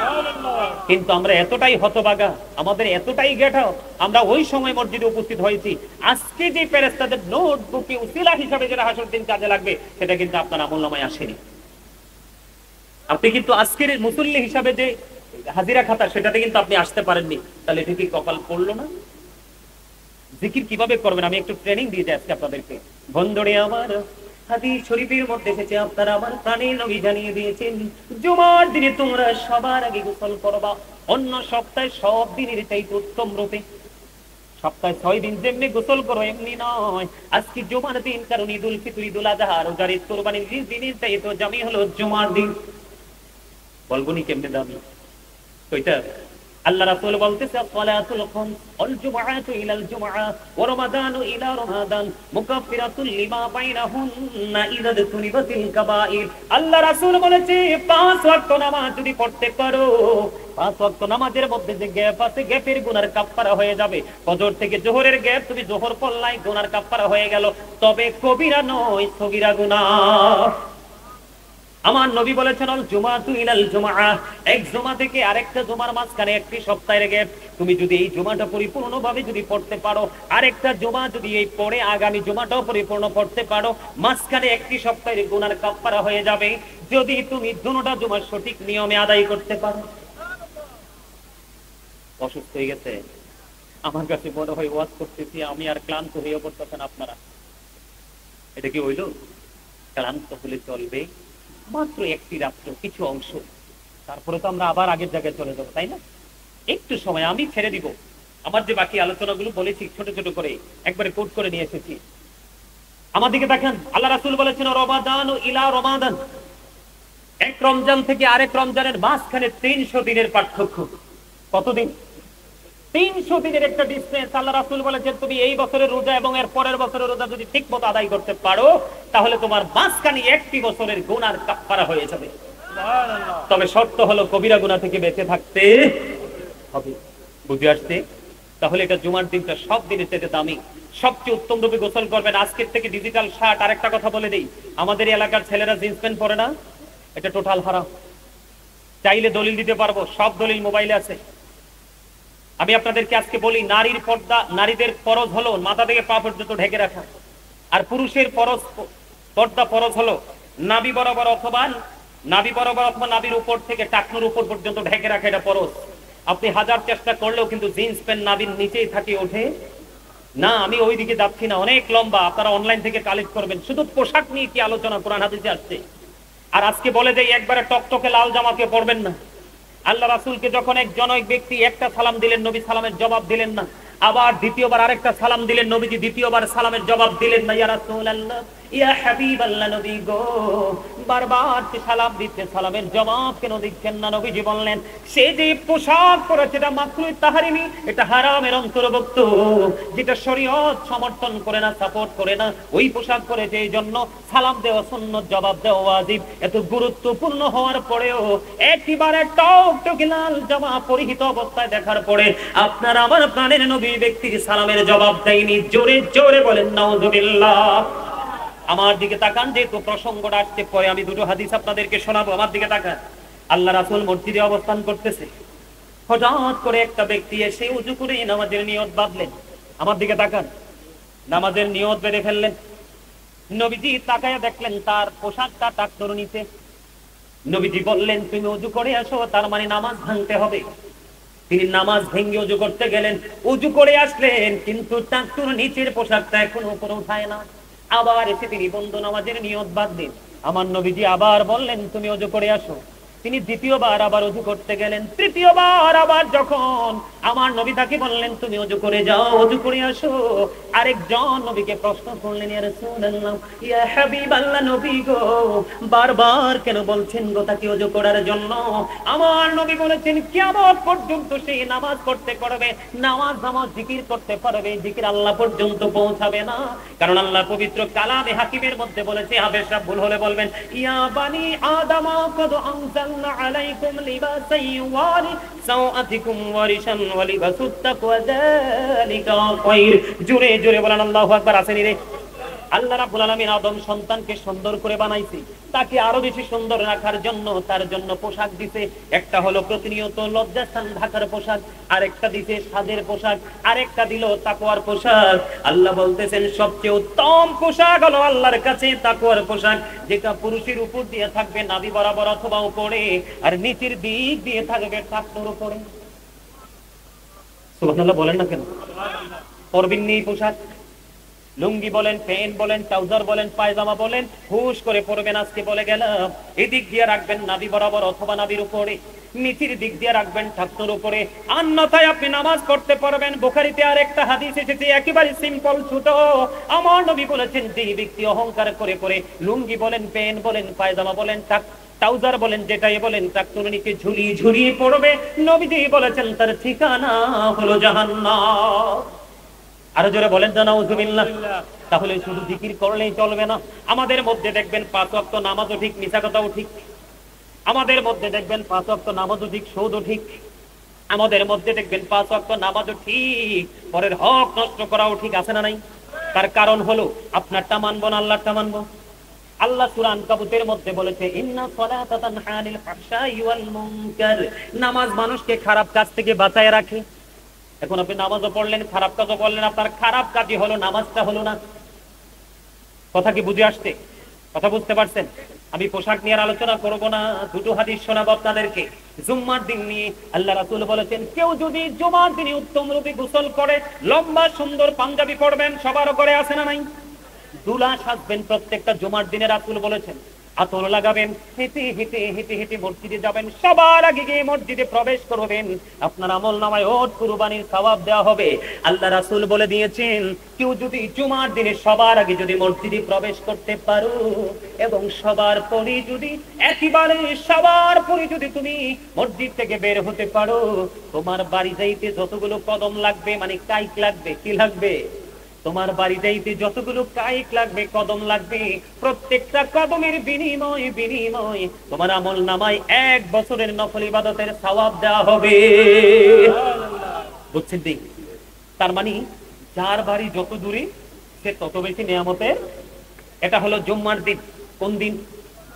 আর এমনি সচরাচর যে আমরা নামাজ পড়ি, সেই নামাজের ফজিলত, সেটাও কিন্তু জিকির বলেছিলাম, মনে আসেনি? নামাজও কি, হজও কি, কাউকে ভালো কাজের জন্য ডাকাও কি, কাউকে খারাপ কাজ থেকে বারণ করাও কি, সুবহানাল্লাহ বলা কি? আমার কথা বলেন না কেন? বুঝতে করতে হবে তো, নাহলে বাদ গেলে ভুলে যাবেন আবার। সুবহানাল্লাহ বলা কি, আলহামদুলিল্লাহ বলা কি, লা ইলাহা বলা কি, আল্লাহু আকবার বলা কি? তাহলে জিকির সম্পর্কে পরিপূর্ণ ছোট্ট একটা বিষয় পাইলেন তো?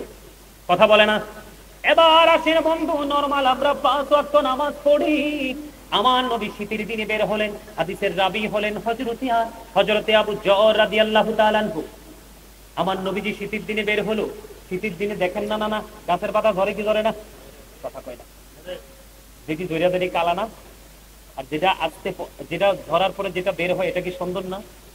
এটার মধ্যে কোনো কলঙ্ক থাকেনি, বাতাসটাও তো মিষ্টি থাকে, থাকে না? কেন বললাম? এটা কিন্তু হাদিস শরীফের কথা, আমার বানানো না। আমি কিন্তু, আপনারা আমার অনলাইনে আলোচনা শোনেন কিনা জানি না, আপনারা আমার অনলাইনে আলোচনা শুনলে দেখবেন একটা কথা আমি অপ্রাসঙ্গিক, অগ্রহণযোগ্য বলি না। কারণ অনেক কষ্ট, অনেক পরিশ্রম, অনেক স্ট্রাগল করে, অনেক প্রতিকূলতা মোকাবেলা করে আজকে আল্লাহ আমাকে এই জায়গা নিয়ে এসেছে। সেটা গোটা পৃথিবীর কাছে একটা স্থান আমার হয়ে গেছে। এটা আপনাদের দোয়া এবং ভালোবাসাই হয়েছে, আলহামদুলিল্লাহ বলেন। এই জন্য আমি কখনোই স্টেজে বসতে, এটা অত্যন্ত পবিত্র একটা জায়গা, চারপাশে রহমতের ফেরেশতারাকে বেষ্টনী দিয়ে রেখেছে, বড় নিয়ামতের একটা জায়গা। আমি নিজে থেকে কিচ্ছু বলি না, যেটুকু জেনেছি সেটুকু বলার চেষ্টা করি। আমার নবীজি যখন বের হলো শীতের দিনে, বের হওয়ার পরে তিনি দেখলেন গাছের পাতাগুলো বিরামহীন ভাবে ঝরছে। হাদিস শরীফের মধ্যে এসেছে, আমার নবী যখন গাছের পাতা ঝরতে যখন দেখলেন, গাছের পাতা ঝরতে দেখে আমার নবী সঙ্গে সঙ্গে, হাদিস শরীফের মধ্যে যে গাছের ডাল ধরলেন। দেখবেন পাতা ঝরতে থাকলে একটু ধরলে লাড়া দিলে তার উপরে, বড়ই বলেন, আম বলেন, যে কোনো ফাঁকা ফল বলেন, ঠিক কিনা বলেন, গাছে কিন্তু রাখা সম্ভব হয় না। আমার নবী কি করলেন? গাছের ঢাল ধরলেন, ধরার পরে ডাক দিলেন, হে আবু যর। আবু যর উত্তর দিলেন, লাব্বাইকা ইয়া রাসূলুল্লাহ। আবু যর হাজির হয়ে গেলেন। আমার নবী বললেন, রে আবু যর, তুমি চাইয়া দেখো, শীতের দিনের কারণে শুষ্ক হয়ে গাছের পাতাগুলো যেমনি ঝরে ঝরে পড়ছে, ঠিক আল্লাহর বান্দাগুলো, আমি নবীর উম্মতগুলো যখন নামাজ নামক জিকিরের মাধ্যমে যখন আল্লাহ রাব্বুল আলামিনের কুদরতি কদমে যখন কপালটা লাগাইয়া সিজদা দিবে রে, সিজদাটা দিতে দেরি ওই শীতের দিনের গাছের পাতার মতো তার জীবনের সবগুলো গুনাহ ঝরে পড়ে যাবে। আমি বুঝাইতে বুঝাইতে একবারে টায়ার্ড হয়ে যাইতেছি, আপনারা রিল্যাক্সে বসে সুবহানাল্লাহটা কর না। আমি না একটু আগে বললাম সুবহানাল্লাহটা জান্নাতের মেহমানদের খাবার।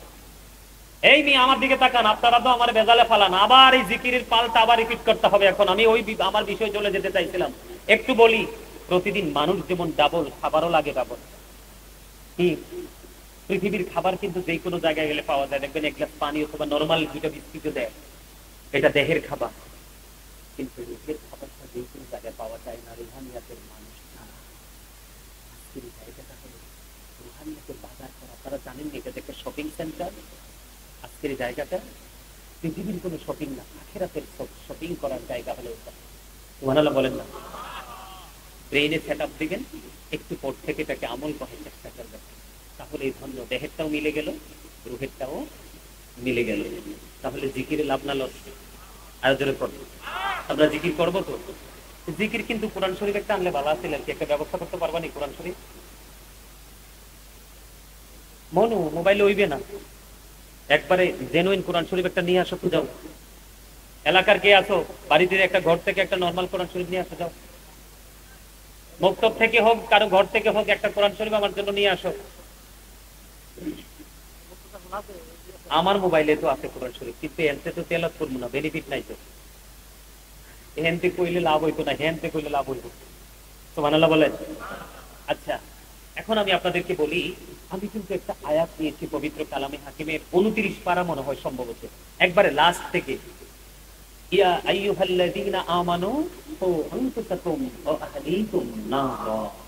আল্লাহ বলেছেন, O believers, save yourself and your family from the fire.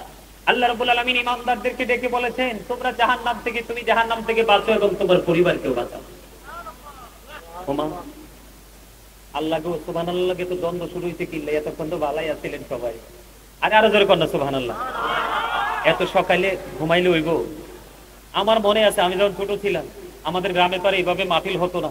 ওই ফিরাতুলে মাহফিল হইতো, আমাদের পাহাড়পুর মসজিদ মাঠে মাহফিল হইতো, ওই আনন্দ করে মাহফিল হইতো। বিকাল বেলায় তো হাইতে হেঁটে গেতাম মাহফিলে, দেখতে যে বসে থাকতাম, গজল গাইতাম। এই যে মানসিকতাটা এখন কোথায় গেল ছেলেদের? একবারে চলে গেছে। মোবাইল ধ্বংস করে দিয়েছে আমাদের, একেবারে আমাদেরকে ধ্বংস করে দিয়েছে মোবাইল। আপনারা জানেন না, ইহুদি নাসারারা তাদের সন্তানকে জেনুইন শিক্ষা দিচ্ছে, আর আমাদের সন্তানদের হাতে তুলে দিচ্ছে ফেক শিক্ষা। বুঝেন না? না ভুল বললাম? আল্লাহ রাব্বুল আলামিন পবিত্র কালামে হাকিমে বলতেছে, ইন্নাল কাফিরিনা কানু লাকুম আদুওয়াম মুবিনা। আল্লাহ বলতেছেন, the heretics are the eternal enemy of the believers. ঈমানদারদের প্রকাশ্য শত্রু হলো বেঈমান কাফিররা। আমার কথার দিকে মন নাই। আচ্ছা, এদের কোরআন শরীফটা আনতে কইছি, বাদন নিরে তুই বাদর। এই দুটোটারে ছোট থাকতে আমি পড়াই গেছিলাম, খুব আদর করে বাবুল কাকার ছেলে বাদন রাখি ছোট থাকে। তো যেটা বলতে চাইছিলাম, খেয়াল করছেন? আল্লাহ বলতেছে বেঈমান কাফেরেরা ঈমানদারদের প্রকাশ্য শত্রু, দুশমন। এখন আমাদের সন্তানরা কিন্তু দুশমনদের সাথে কি হয়ে গেছে? মিলেমিশে একাকার হয়ে গেছে। আমাদের মধ্যে কি সেই কোন ধরনের ফিলিংস আছে? আছে? নেই। কেন নাই? কারণ আমরা আমাদের দায়িত্ব থেকে সরে যেতে চাই। কিন্তু আপনি যদি সরে যেতে চান, কিন্তু আল্লাহ আপনাকে ছাড়বে না। আমার দিকে তাকান, এদিকে তাকান, সবাইকে বলছি আমার দিকে তাকান। বাবা হয়েছেন, শুধু বাবা হয়ে নাচলে চলবে না। আল্লাহ রাসূল বলেছেন, আবদিবু আওলাদাকুম আলা সালাতি খিসালিন হুব্বি নবিকুম ওয়া হুব্বি আহলি বাইতিহি ওয়া আলা কিরাআতিল কুরআন। আল্লাহ রাসূল বলেছেন, তোমরা তোমাদের সন্তানদেরকে তিনটি বিষয় শিক্ষা দাও। একটা হলো হুব্বি নবিকুম, নবীর মহব্বত, teach the love of the prophet. দুই নাম্বার হচ্ছে হুব্বি আহলি বাইতিহি, নবীর পরিবারের ভালোবাসা শিখাও, টিচ ফ্যামিলি লাভ।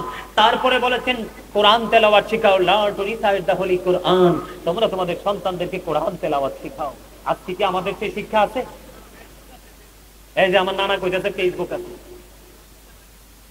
আপনি দেখেন, আপনার সন্তানকে আগে নবীর প্রেম শিখাতে হবে, তারপরে শিখাতে হবে নবীর পরিবারের ভালোবাসা। কারণ নবী এবং নবীর পরিবারের ভালোবাসা দুটোই আমাদের জন্য ফরজ। যাবেন কোথায়? বাঁচার কোনো রাস্তা নাই। আমি যতটুকু জানি, আজকের মাহফিলটা আপনাদের মসজিদের উদ্যোগে হয়েছে না? কথা কয় না। বাবুল কাকাটাকে আইপিএস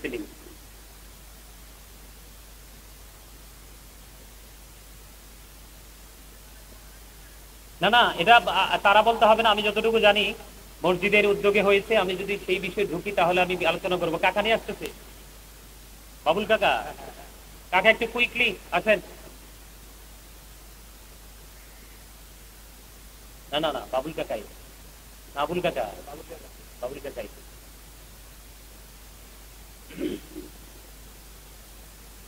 কাকা এদিক দিয়ে আসেন। আমি এতক্ষণ কিন্তু আমার পার্সোনাল বিষয় নিয়ে আমার আপন মানুষগুলোকে আপন মনে বুঝিয়েছি, বুঝছেন নি? বেশি তো বোঝাতে পারবো না, মূল যে বিষয়গুলো আলোচনা করব আজকে। আসলে কি আমাদের যে মসজিদের যে বিষয়টা, এই বিষয়টা নিয়ে কি কথা বলা যায়? আপনারা সবাই একমত মসজিদের বিষয়টা নিয়ে আলাপ করা যাবে? মেম্বার কাকা তো আছে এখানে, আপনারা দেখছেন তো আমি দীর্ঘ 7.5 মাস সময় দিয়েছি আমার গ্রামের মসজিদে। মসজিদ কিন্তু হয়ে গেছে, হয়ে গেছে না? কিন্তু সময় লাগবে, হিসাব করছি মূলত 5 মাস সময়, আসা যাওয়া সময় লাগছে 7.5 মাস। বাংলাদেশের ইতিহাসে নজির। আমি কিন্তু এখানেই মসজিদ করছি এমনটি নয়, আমি করছি বললে ভুল হবে, আল্লাহ আমাকে দিয়ে করাইছে, এই হাতগুলোকে আল্লাহ হয়তো কবুল করছে। আমি কিন্তু আরেকটা মসজিদ করেছি অত্যন্ত দৃষ্টিনন্দন, সেটা হলো জাগুরজুলি বিশ্ব রোডে। আপনার যদি কখনো যাওয়া হয় বিশ্ব রোড থেকে বাংলা বাজারের দিকে যাইতে একটু সামনে গেলে দেখবেন হাতের বাম দিকে 2 রাস্তার মোড়ে একটা মসজিদ হয়েছে, ঢুকলে চোখ শীতল হয়ে যাবে। মাত্র 1 বছর সময় নিয়ে মসজিদটা করেছে ওখানে। আমার জীবনে আল্লাহ আমাকে দিয়ে অনেক কিছু করাইছে, আরো কিছু করার প্রত্যাশা করছি। তো আপনারা যারা আছেন এই গ্রামের মহল্লার এবং দূর থেকে যারা মেহমান আসছেন, আপনারা কি চান আমি একটু মসজিদ নিয়ে কথা বলি? ওই যে বলেছি, save yourself and your family from the fire. আমিও বাঁচবো, আমার পরিবারকেও বাঁচাবো, আপনিও বাঁচবেন, আপনার পরিবারকেও বাঁচাবেন। বাঁচাতে হলে কিন্তু আপনার ঈমান আমল সবই লাগবে। কথা বলে না? কেননা আপনার ঈমানের ফয়সালা তো হবে কবরে, আপনার আমলের ফয়সালা হবে মিজানে। কথা কয় না? তা আপনার কি একটা ছাড়া আরেকটা চলবে? কোরআন শরীফটা খুব মহাব্বত করে আনাইছি, কাছে জানেননি। আপনারা হয়তো মনে মনে ভাবতে পারেন যে হুজুর এই আয়াতটা আসলে ঠিকঠাক বললো কিনা, এই জন্য আমি এটা কাছে এনেছি আপনাদের কাছে সূত্রটা তৈরি করার জন্য। আল্লাহ রাব্বুল আলামিন পবিত্র, কাকা বসে, কাকা বসে, কাকার কাছে আর দাও এদিকে। আল্লাহ রাব্বুল আলামিন কি বলতেছে দেখেন, বিসমিল্লাহির রহমানির রহিম, الذين يؤمنون بالغيب ويقيمون الصلاة ومما رزقناهم ينفقون।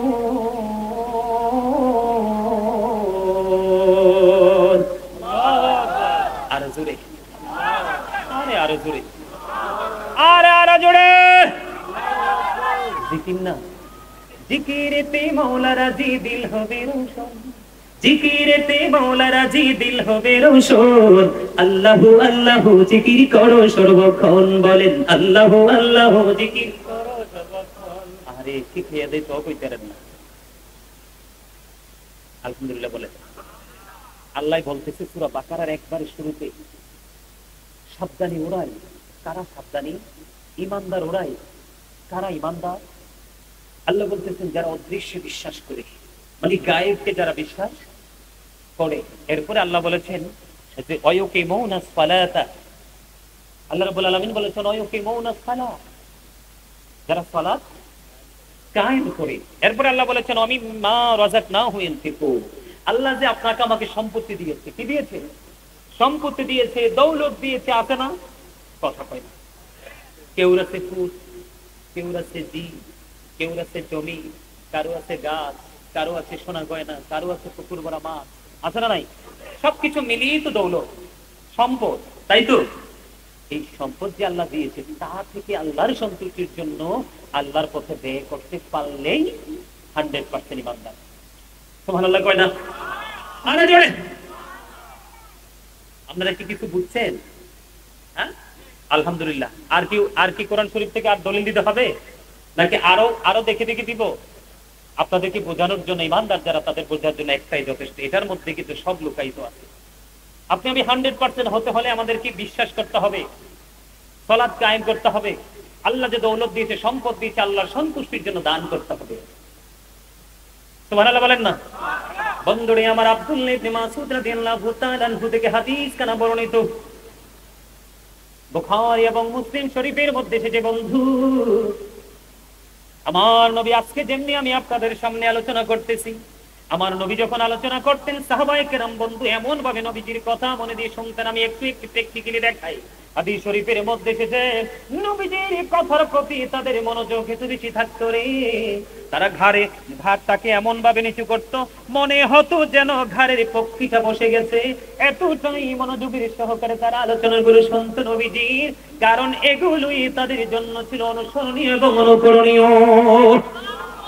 জোরে জোরে কন্যা সুবহানাল্লাহ।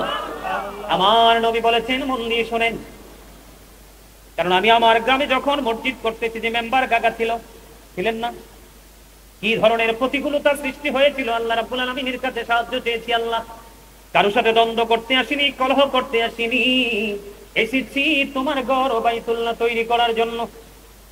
অনেক প্রতিকূলতা সহ্য করেছি, তার কারণ আমার মধ্যে একটা লোভ কাজ করেছিল। কি কথা কয় না? আরে কথা কয় না, লোভ বুঝেননি? লোভ কিন্তু সব লোভ খারাপ না।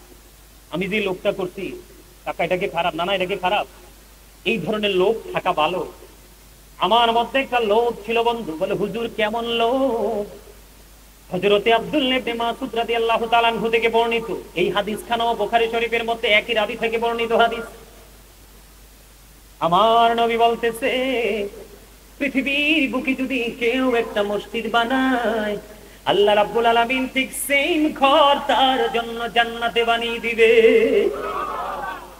যেদিন জানতে পেরেছি মসজিদ বানাইলে আল্লাহর ঘর পাওয়া যায় জান্নাতে, সেই দিন থেকে আমার মধ্যে লোভ কাজ করতেছিল বন্ধু। সুবহানাল্লাহ বলেন না? এই লোভের শেষ পর্যন্ত সে মসজিদের শেষ, তাও খুবই অল্প সময়ের মধ্যে, ঠিক কিনা বলে? আপনি যেই রকম ঘর পৃথিবীর বুকে বানাবেন, আমার নবী বলে দিয়েছেন আপনার জন্য জান্নাতে সেই রকম ঘর বানানো হবে। চট্টগ্রাম থেকে আমার এক ভক্ত ফোন দিল, যখন মসজিদের কাজটা চলমান, উনি ফোন দিয়ে বলতেছে, হুজুর আমি জানি আপনি ভাড়া বাসায় থাকেন, নিজের বাসায় থাকেন না, কিন্তু আপনি মসজিদে নেমেছেন, লক্ষ লক্ষ টাকা পায়, অর্ধ কোটি টাকা চলে যেতে পারে বা তারও বেশি যেতে পারে। আপনি ভাড়া বাসায় থেকে মসজিদ করতেন, ব্যাপারটা বুঝলাম না। তখন আমি কনফিডেন্টলি তাকে উত্তর দিয়েছিলাম, আমি ভাড়া বাসায় থাকলেও আমার মরণ, নিজের ঘর বানায়া থাকলেও আমাকে মরণ মৃত্যুবরণ করতে হবে। আমার মৃত্যু কিন্তু নিজের বাড়িতে থাকলে এটাকে বাড়ি কিন্তু প্রতিরোধ গড়ে তুলতে পারবে না, ঠিক কিনা বলে? আমি বলেছি আমি ভাড়া থাকলেও মরতে হবে, নিজের বাসায় থাকলেও মরতে হবে। আমি চাই আমার মরার পরে যেন আমি আল্লাহর কাছ থেকে একটা ঘর গিফট পাই। উত্তরটা তিনিকে সেইভাবে দিয়েছিলাম বন্ধু। আমি আপনাদেরকে সেই মানসিকতা নিয়ে কাজ করতে বলবো। বলে হুজুর কেন বলবো? হযরতে আবু হুরায়রা রাদিয়াল্লাহু তাআলা আনহু থেকে হাদিস কানা বর্ণিত। এই হাদিসটা এসেছে বন্ধু বুখারী শরীফের মধ্যে। আমার আপনার প্রাণের নবী, দু জাহানের বাদশা নবী, তিনি বলে দিয়েছেন মসজিদটা ছোট হোক। দেখেন আগের হাদিসে কিন্তু বলা আছে তুমি মসজিদ বানাইলে কিন্তু তুমি কি পাবা? কথা কই না? জান্নাত বুঝেন না? অবর্ণনীয় সুখের জায়গা। কিরম সুখ জানেননি? আপনি যা মন চা তা খাইতে পারবেন, প্রস্রাব হবে না, পায়খানা হবে না, সুবহানাল্লাহ কয়টা? আরে আরো জোরে। জান্নাতে একটা গাছ আছে, এই গাছের নিচে যদি ছায়াটার নিচে পৃথিবীর শ্রেষ্ঠ ঘোড়া, যেটা খুব দ্রুত গতিতে দৌড়াতে পারে, এই ঘোড়াটা যদি মিনিমাম 70 বছর দৌড়ায়, তারপরেও এই বৃক্ষের যে ছায়ার নিচটা দৌড়ে শেষ করতে পারবে না। জান্নাত তো বিশাল, আর জাহান্নামে একেবারে সংকল্পিত জায়গা, কষ্টের কোনো শেষ নাই। যদি সুযোগ পাই জাহান্নামীদের খাবারটা নিয়ে একটু বলবো। জান্নাত, আপনি যে জান্নাতে যেতে চান, 100% ইমানদার হতে চান, আপনাকে কি করতে হবে? আল্লাহর সন্তুষ্টির জন্য যদি থাকি, 2 হাত খুলে আপনাকে দান করতে হবে। আল্লাহ রাসূল বলেছেন তুমি যখন 2 হাত খুলে যখন দান করবে, তোমার যখন অর্থের প্রয়োজন হবে, চাইবে আল্লাহর কুদরতি হাত ধরে তোমাকে দিবে। এটা হাদিস শরীফ। সূর্য যেমনি ভাবে পূর্ব দিকে উঠে পশ্চিম দিকে অস্ত যায়, এটা যেমন চিরন্তন সত্য, ঠিক তেমনি ভাবে হাদিস শরীফের মধ্যে প্রতিদিন সকাল থেকে বিকাল পর্যন্ত ফেরেশতারা পৃথিবীতে আসে। আসার পরে আল্লাহর কাছে দরখাস্ত করে, আল্লাহ যারা তোমার সন্তুষ্টির জন্য কাজ করে তাদের দৌলত তুমি বাড়িয়ে দাও, আর যারা তোমার সন্তুষ্টির জন্য খরচ করে না তাদের সম্পত্তি তুমি ধ্বংস করে দাও। নাউজুবিল্লাহ বলেন আর জোরে। এবার দেখেন বন্ধু, হযরত আবু হুরায়রা রাদিয়াল্লাহু তাআলা আনহু থেকে হাদিস বর্ণিত। আমার আপনার প্রাণের নবী, দু জাহানের বাদশা নবী, তিনি বলে দিয়েছে মসজিদটা যদি আকারে ছোট হয় কোনো সমস্যা নেই, মসজিদ ছোট হোক বা বড় হোক, যেমনই হোক, তুমি যদি মসজিদ পৃথিবীর বুকে আল্লাহর ঘর যদি তুমি বানাও, তাহলে তোমার জন্য জান্নাতে ঘর বরাদ্দ। আপনারা কোন তো, আমি কি ভালো কাজ করছি না? আর না কি ঠিক না? আমি চাই, এটাও আমার গ্রাম, আমার গ্রামের একটা অংশ, আমি চাই আপনারাও আল্লাহর ঘরের জন্য দান করবেন। আমার জিবি ছোটই গেছিল, একেবারে স্মল, করবেন না একটু? আপনাদেরকে বলছিলাম যে বাড়ির গহনা বিক্রি করে দেন, গরু বিক্রি করে দেন, আপনাদেরকে বলছি আপনাদের ট্রফি করে যে দান করবেন আনুষ্ঠানিক ভাবে। আরে মসজিদ যেহেতু শুরু হয়েছে, করবেন তো আপনারাই। কারা? আপনারা গ্রামের মানুষকে ডেকে ফেলে রাখবেন এভাবে, নাকি করে শেষ করবেন? কথা শেষ করবেন না? মসজিদ কিন্তু আপন পর হয় না। মসজিদ আপনি মনে করেন না যে আমি বেলবাড়ি পাহাড়পুর পশ্চিমপাড়া থেকে আসছি এখানে দিব না, আবার মনে করেন আমি বেলবাড়ি পশ্চিমপাড়া থেকে আসছি এখানে দিব না, আপনি এখানে দিবেন আবার ওরা আপনাকে দিবে, এটাই বাস্তবতা। আল্লাহ রাসূল বলেছেন যদি তুমি একটা খেজুর পরিমাণ দান করো, কি পরিমাণ? একটা খুরমা খেজুর পরিমাণ যদি তুমি আল্লাহর সন্তুষ্টির জন্য দান করো, আল্লাহ রাসূল বলেছেন একটা ঘোড়ার বাচ্চা কিনলে যেটা অনেক বড় হয়, বড় হয়ে কিন্তু বাচ্চা দেয়, বাচ্চা আবার মা হয়, মা হয়ে আবার বাচ্চা দেয়, এই করতে করতে করতে করতে ক্রমান্বয়ে যেইভাবে পাহাড় পরিমাণ অর্থে রূপান্তরিত হয়ে যায়, ঠিক তেমনি ভাবে তোমার এই খেজুর পরিমাণ দানটা তুমি কাল হাসরের দিন পাহাড় পরিমাণ রূপে রূপান্তরিত দেখতে পাবে। তাহলে দান করলে কি অসুবিধা আছে? আরো জোরে, আরো জোরে বলে। হ্যাঁ, দান করলে লাভ না, লস? আরো জোরে। এবার আসেন, আমরা তো একজনে দোতলা বানাইলে আমি তিনতলা বানাই। আমরা হচ্ছি একজনের ছেলে যদি লন্ডন যায়, আমারটা যাবে আমেরিকা। আল্লাহি, আল্লাহর কসম করে বলছি রে, অসংখ্য হাদিস এই দু চোখে দেখার সুযোগ সৌভাগ্য হয়েছে, অনেক কিতাব দেখার সুযোগ হয়েছে। আল্লাহ রাসূল কোথাও বলেনি যে বড় বিল্ডিং বাড়ি গাড়ি নিয়ে তুমি কম্পিটিশন করো। আব্দুল্লাহ ইবনে মাসউদ রাদিয়াল্লাহু তাআলা আনহু থেকে হাদিস বর্ণিত, বুখারী এবং মুসলিম শরীফের মধ্যে এসেছে এই হাদিস খানা। আমার নবী বলেছেন পৃথিবীতে যদি কম্পিটিশন করতে হয় তাহলে শুধুমাত্র দুই শ্রেণীর মানুষের সাথে করো। কয় শ্রেণী? দুই শ্রেণীর মানুষ।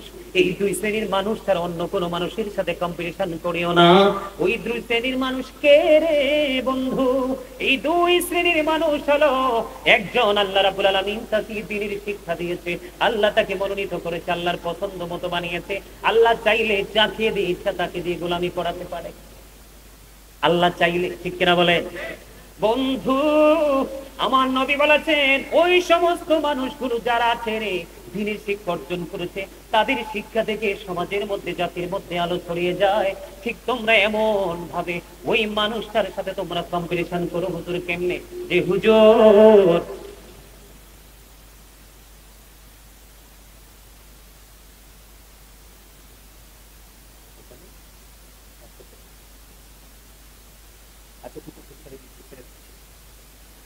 সম্মানিত উপস্থিতি, তখন আমার নবী বলেছেন হুজুর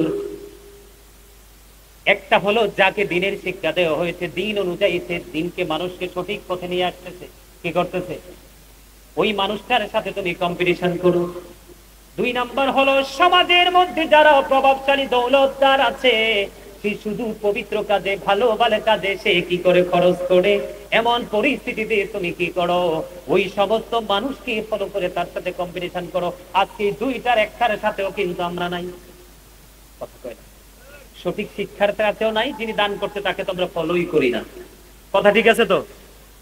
দুই নাম্বার হলো আমার নবী বলেছেন তোমাদের মধ্যে এমন কি কেউ আছো যে নিজের সম্পদের চাইতে ওয়ারিসের সম্পদ বেশি পছন্দ করো? এবার সাহাবায়ে কেরাম বললেন ইয়া রাসূলুল্লাহ, আমাদের মধ্যে এমন কেউ নাই যে নিজের সম্পদের চাইতে অন্যের সম্পদ বেশি, ওয়ারিসের সম্পদ বেশি পছন্দ করি। এবার সম্পদ আমার সম্পদ, আমার সম্পদ, আমার সম্পদ মানুষ বারবার বারবার বন্ধু বলতে থাকে। রাসূল বলেছেন তিনটি সম্পদ মাত্র মানুষের, আর বাকিগুলো তার নিজের নয়। একটি হলো যে পোশাক পরিধান করে করে সে পূর্ণ করে ফেলে। দুই নাম্বার হলো খাবার খেয়েছে, যতটুকু খায় সেটাই হলো তার সম্পদ। তিন নাম্বার হলো আল্লাহর সন্তুষ্টির জন্য দান করে, তাই হলো তার সম্পদ। আর বাকি যে জায়গা জমি বাড়ি গাড়ি সন্তান সন্ততি সোনা গয়নাতে, এগুলো সব কিছু পরিত্যাগ করে যেতে হয়।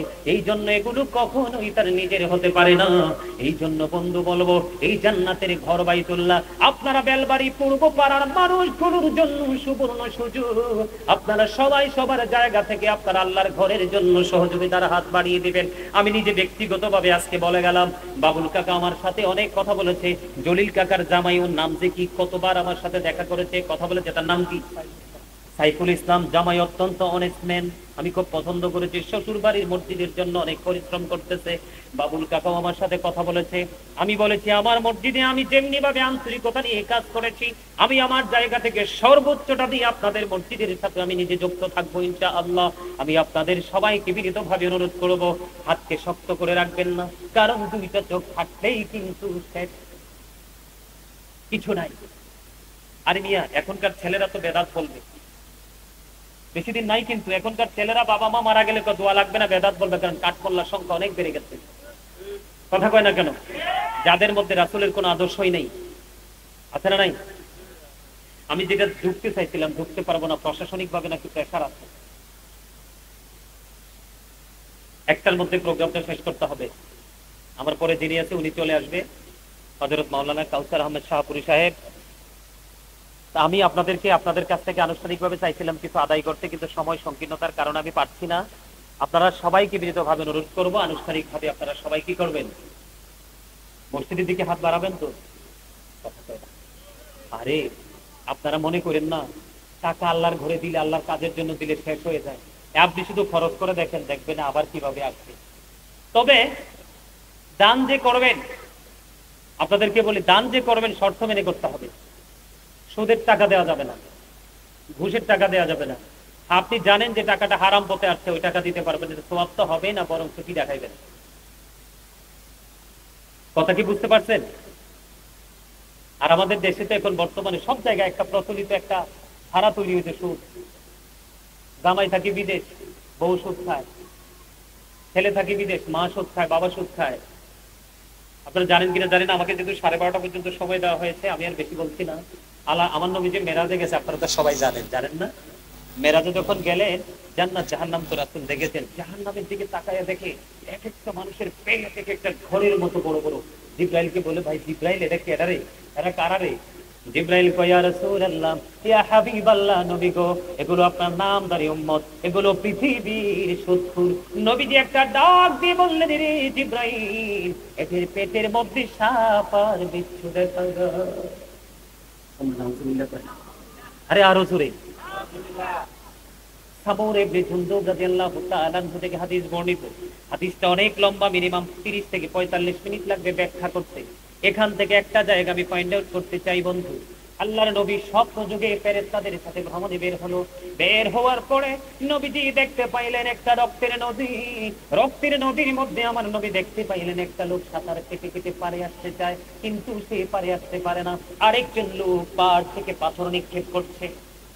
আমার নবী চিত্ত সঙ্গীদেরকে প্রশ্ন করলেন, বন্ধু, এই মানুষটাকে কেন তাকে নদী থেকে, রক্তের নদী থেকে তাকে উঠতে দেওয়া হয় না? এবার ওই প্রশ্নের জবাবে ফেরেশতারা বললেন, ইয়া রাসূলুল্লাহ, এটা হলো তার সাজা, কারণ সে সুদের মাধ্যমে সারাটা জীবন মানুষের রক্ত চুষে নিয়েছে। আপনারা মনে করেন টাকা নেয়, আসলে টাকা নেয় না, গরিবের অসুস্থ মানুষের রক্ত চুষে নেয়।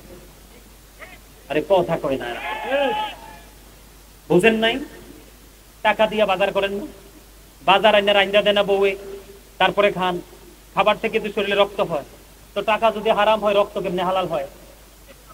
কথা কয় না কেন? এই জন্য আল্লাহ রাসূলকে বলতেছি, ইয়া রাসূলুল্লাহ, ইয়া হাবিবাল্লাহ, নদীটা হলো রক্তের নদী। এই রক্তের নদীর মধ্যে সাঁতার কাটতে, সেটা তার সাজা। রক্ত কি নির্দিষ্ট সময়ের পরে সুগ্রাণ কয় না দুর্গন্ধ? কথা কয় না? হযরত আবু হুরায়রা রাদিয়াল্লাহু তাআলা আনহু থেকে বর্ণিত, যেই ব্যক্তি সুদ খাইলো সে যেন তার মাকে বিবাহ করলো। যে ব্যক্তি সুদের মাধ্যমে 1টি টাকা মাত্র উপার্জন করলো, সে যেন 36 বার তার মার সাথে জিনা করলো। যিনি সুদ খায়, যিনি সুদ দেয়, যিনি সুদের লেনদেন করে, যিনি সুদের ইসলাম লেখে, যিনি সুদের টাকা কালেক্ট করে, সুদের টাকা না দিলে বিচার আচারে শালিক যারা বসতে আছে সুদ করে পক্ষ হয়ে, আল্লাহ রাসূল বলেছেন এই সুদকে ঘিরে যা হয় সবার জন্য সমান সাজা, কাউকে ছাড় দেওয়া হবে না। আরেকটা ভয়ঙ্কর কথা হলো, সবচেয়ে বড় ভয়ঙ্কর কথা হলো, আমার নবী বলেছেন তুমি জানো একটা মানুষ অনেক বড় জালেম, অনেক অন্যায় করতেছে, অনেক অপরাধ করতেছে, অনেক জুলুম করতেছে, অনেক অত্যাচার করতেছে, তুমি তার কাছ থেকে সুবিধা নেওয়ার জন্য, তুমি তার কাছ থেকে সুবিধা পেয়ে অন্যায়ের মাত্রা আরো বেশি বাড়িয়ে দেওয়ার জন্য কিছু কিছু টাকা নিয়ে যাচ্ছ। আল্লাহ রাসূল বলেছেন তুমি জানো লোকটা অপরাধী, তুমি জানো লোকটা অন্যায়কারী, তারপরও দুনিয়ার স্বার্থের জন্য তুমি তাকে উৎসাহিত করছো। রাসূল বলেছেন তুমি জেনে বুঝে করলা, তুমি আর মুসলমান রইলা না, তুমি মুসলমান থেকে তুমি খারিজ হয়ে গেছো। মনে রাখবেন, চুরি করে মাল রাখার জায়গা না থাকলে চোর কোনোদিন চুরি করবে না। অন্যায় করার পরে যদি প্রশ্রয় পাওয়ার কোনো সুযোগ না থাকে তাহলে সে কখনোই অন্যায় করবে না। আমার কথা কে তার বুঝেন নাই? বুঝে আসছে তো? তাহলে এই অপরাধ গুলো কি করা যায়? করবেন? কি লাভ বলতো? সুদের টাকা দিয়ে বিল্ডিং বানায়া জমি কিনে কি লাভ? এগুলো তো আপনি খেয়ে যেতে পারবেন না। একটা মানুষ খাইতে দৈনিক কয় টাকা লাগে?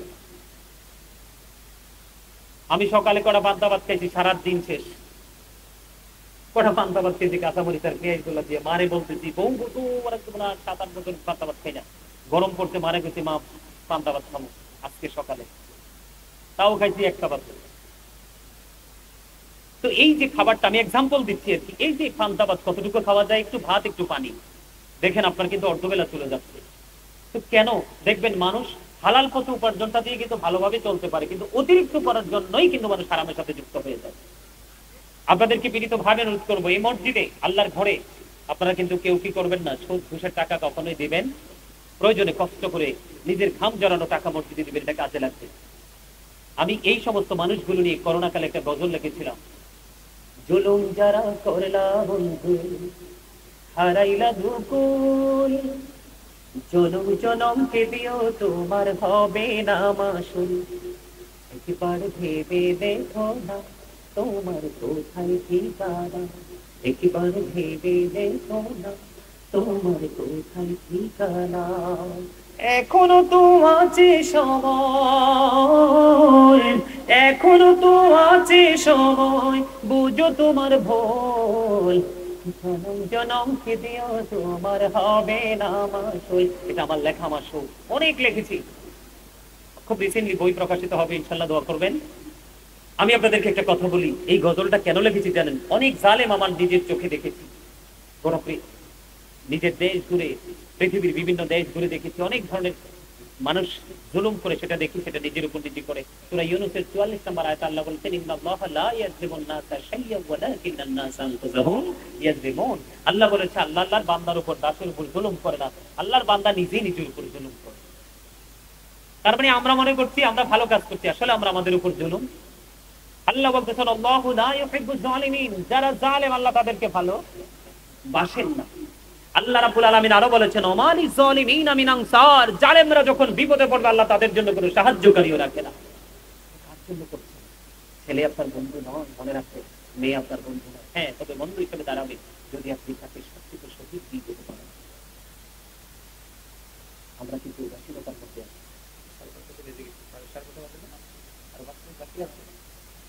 আপনারা কি আমার কথা বুঝেন?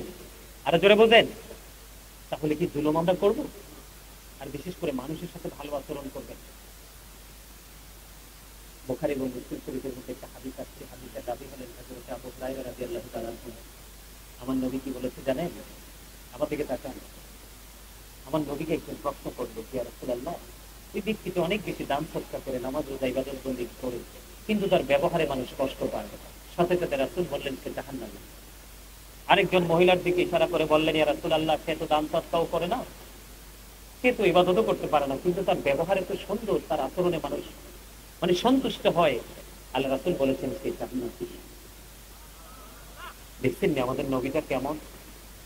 এই জন্য বলছি বাকি জীবনটা সবখানে আলেমদের সাথে যুক্ত হয়ে, ওই লাফালাফি ধানচার মানচারের সাথে আবার যুক্ত হয়ে না। এখন কিন্তু আমাদের সুন্নিয়তকে ধ্বংস করে দেওয়ার মতন এক ধানচার বাড়ি, আমরা কিন্তু এদের সাথে প্রোগ্রাম করি না, অহংকার করে বলছি না। এদের সাথে প্রোগ্রামের জন্য আমাদের চাইলে, এই যে আমার সাথে এই মিডিয়াগুলো আজকে তো অল্প আসছে, এরা সবাই আসে নাই, অনেক মিডিয়ার লোক থাকে, সবাই জানে। আমি কিন্তু আবার ডান্সার মানসারের সাথে প্রোগ্রামে যাই না, কারণ এদের কারণে আমরা কি লাঞ্ছিত না? মানুষের কাছে আমরা প্রশ্ন দিচ্ছ, এদের কথার লাগাম নেই, বডি ল্যাঙ্গুয়েজ ঠিক নাই, কোনো কিছু ঠিক নাই, মন ভরা কথা দিয়ে নাচানাচি করে অনেক ধরনের কাহিনী করে, যেটা আমাদের লজ্জা লাগে। আপনারা হয়তো সাধারণ মানুষ, আপনাদের কাছে হয়তো ভালো লাগে, কিন্তু আমরা যেহেতু আলোচনার মাঠে আছি, তাও একবারে টপ লেভেলে আছি, তো আমাদের কিন্তু সেই কথাগুলো শুনতে হয়। আপনাদেরকে বলবে মাহফিলটা যেভাবে আজকে বাবুল কাকা অনেক বছর পরে, আমি জানি বহু বছর আগে একবার আমি করে গেছিলাম বাবুল কাকা তারা মেম্বার দাদার বাড়ির আঙ্গিনা, তারপরে হয়েছে কিনা জানি না, যতটুকু জানি অনেক লম্বা একটা গ্যাপ গেছে, এবার আবার আপনারা শুরু করেছেন। আমি আপনাদের সকলকে আন্তরিকভাবে মোবারকবাদ জানাচ্ছি এবং বলছি এই ধারাবাহিকতাটা ধরে রাখবেন। কে আসতো না আসতো সেটার দিকে তাকাবেন না, কেন জানেন? আজকে আপনাদের কবরবাসীরা অনেক খুশি। আমার যেহেতু সময় দিয়েছে 12:30, আমি আর কথা বলবো না। তার আগে আমি আপনাদেরকে একটু গজল শোনাবো, বাস্তব কথা দিয়ে আপনারা সর্বশেষে কিছু বুঝে নেবেন।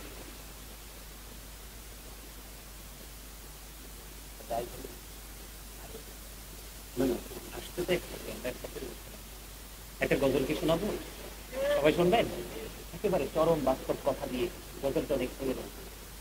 মাটির পিঞ্জিরা ভাঙিয়া চুরিয়া একদিন তো যাইবে পাশে ছাড়িয়া ছাড়িয়া, বলেন মাটির পিঞ্জিরা।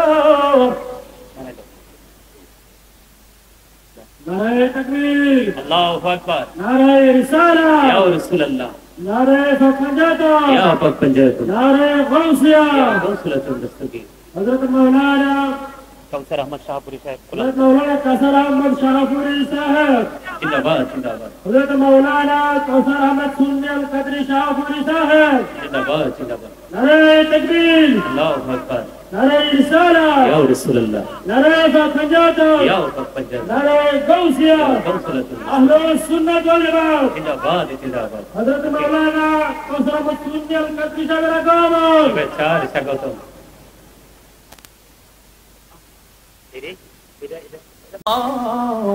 ছাড়িয়া আলেমিগণকে ডাকিয়া গরম পানি করিয়া সাবান মেখে দিবি গোসল করাইয়া করাইয়া, জানাজা পড়াইয়া উদ্ধার খাতে চড়াইয়া, কবর দিশিতে নিবে কান্দিয়া কান্দিয়া, কবরেতে রাখিয়া মাথার মুষ্টি খুলিয়া, লাফারিয়া উঠবে তোমায় ছাড়িয়া ছাড়িয়া, বাঁশের ওই চাল বানাইয়া কলা পাতা বিছাইয়া, দুই পাহিয়া মাটি দিবে পারাইয়া পারাইয়া, বাঁশ বাগানে রাখিয়া সবাই যাবে চলিয়া, ওই পুকুর পাড়ে রাখিয়া সবাই যাবে চলিয়া,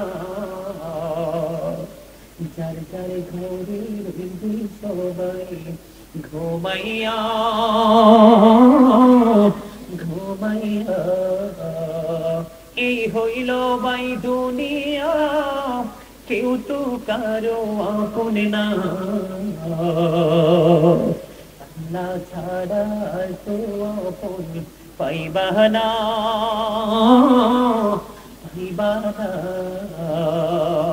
সময় বেশি বাকি নাই, নিঃশ্বাসের তো বিশ্বাস নাই, সময় থাকতে গোনা মাপল চাহিয়া চাহিয়া, আল্লাহ আল্লাহর জিকির করিয়া জবানে রাখো বিজয়া মৃত্যু কষ্ট যাইবে দূরে সরিয়া সরিয়া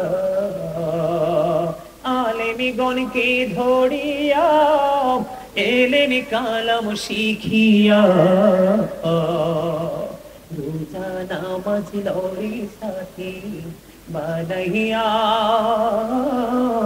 বানাইয়া বলেন মাটির পিঞ্জিরা ভাঙ্গিয়া চুরিয়া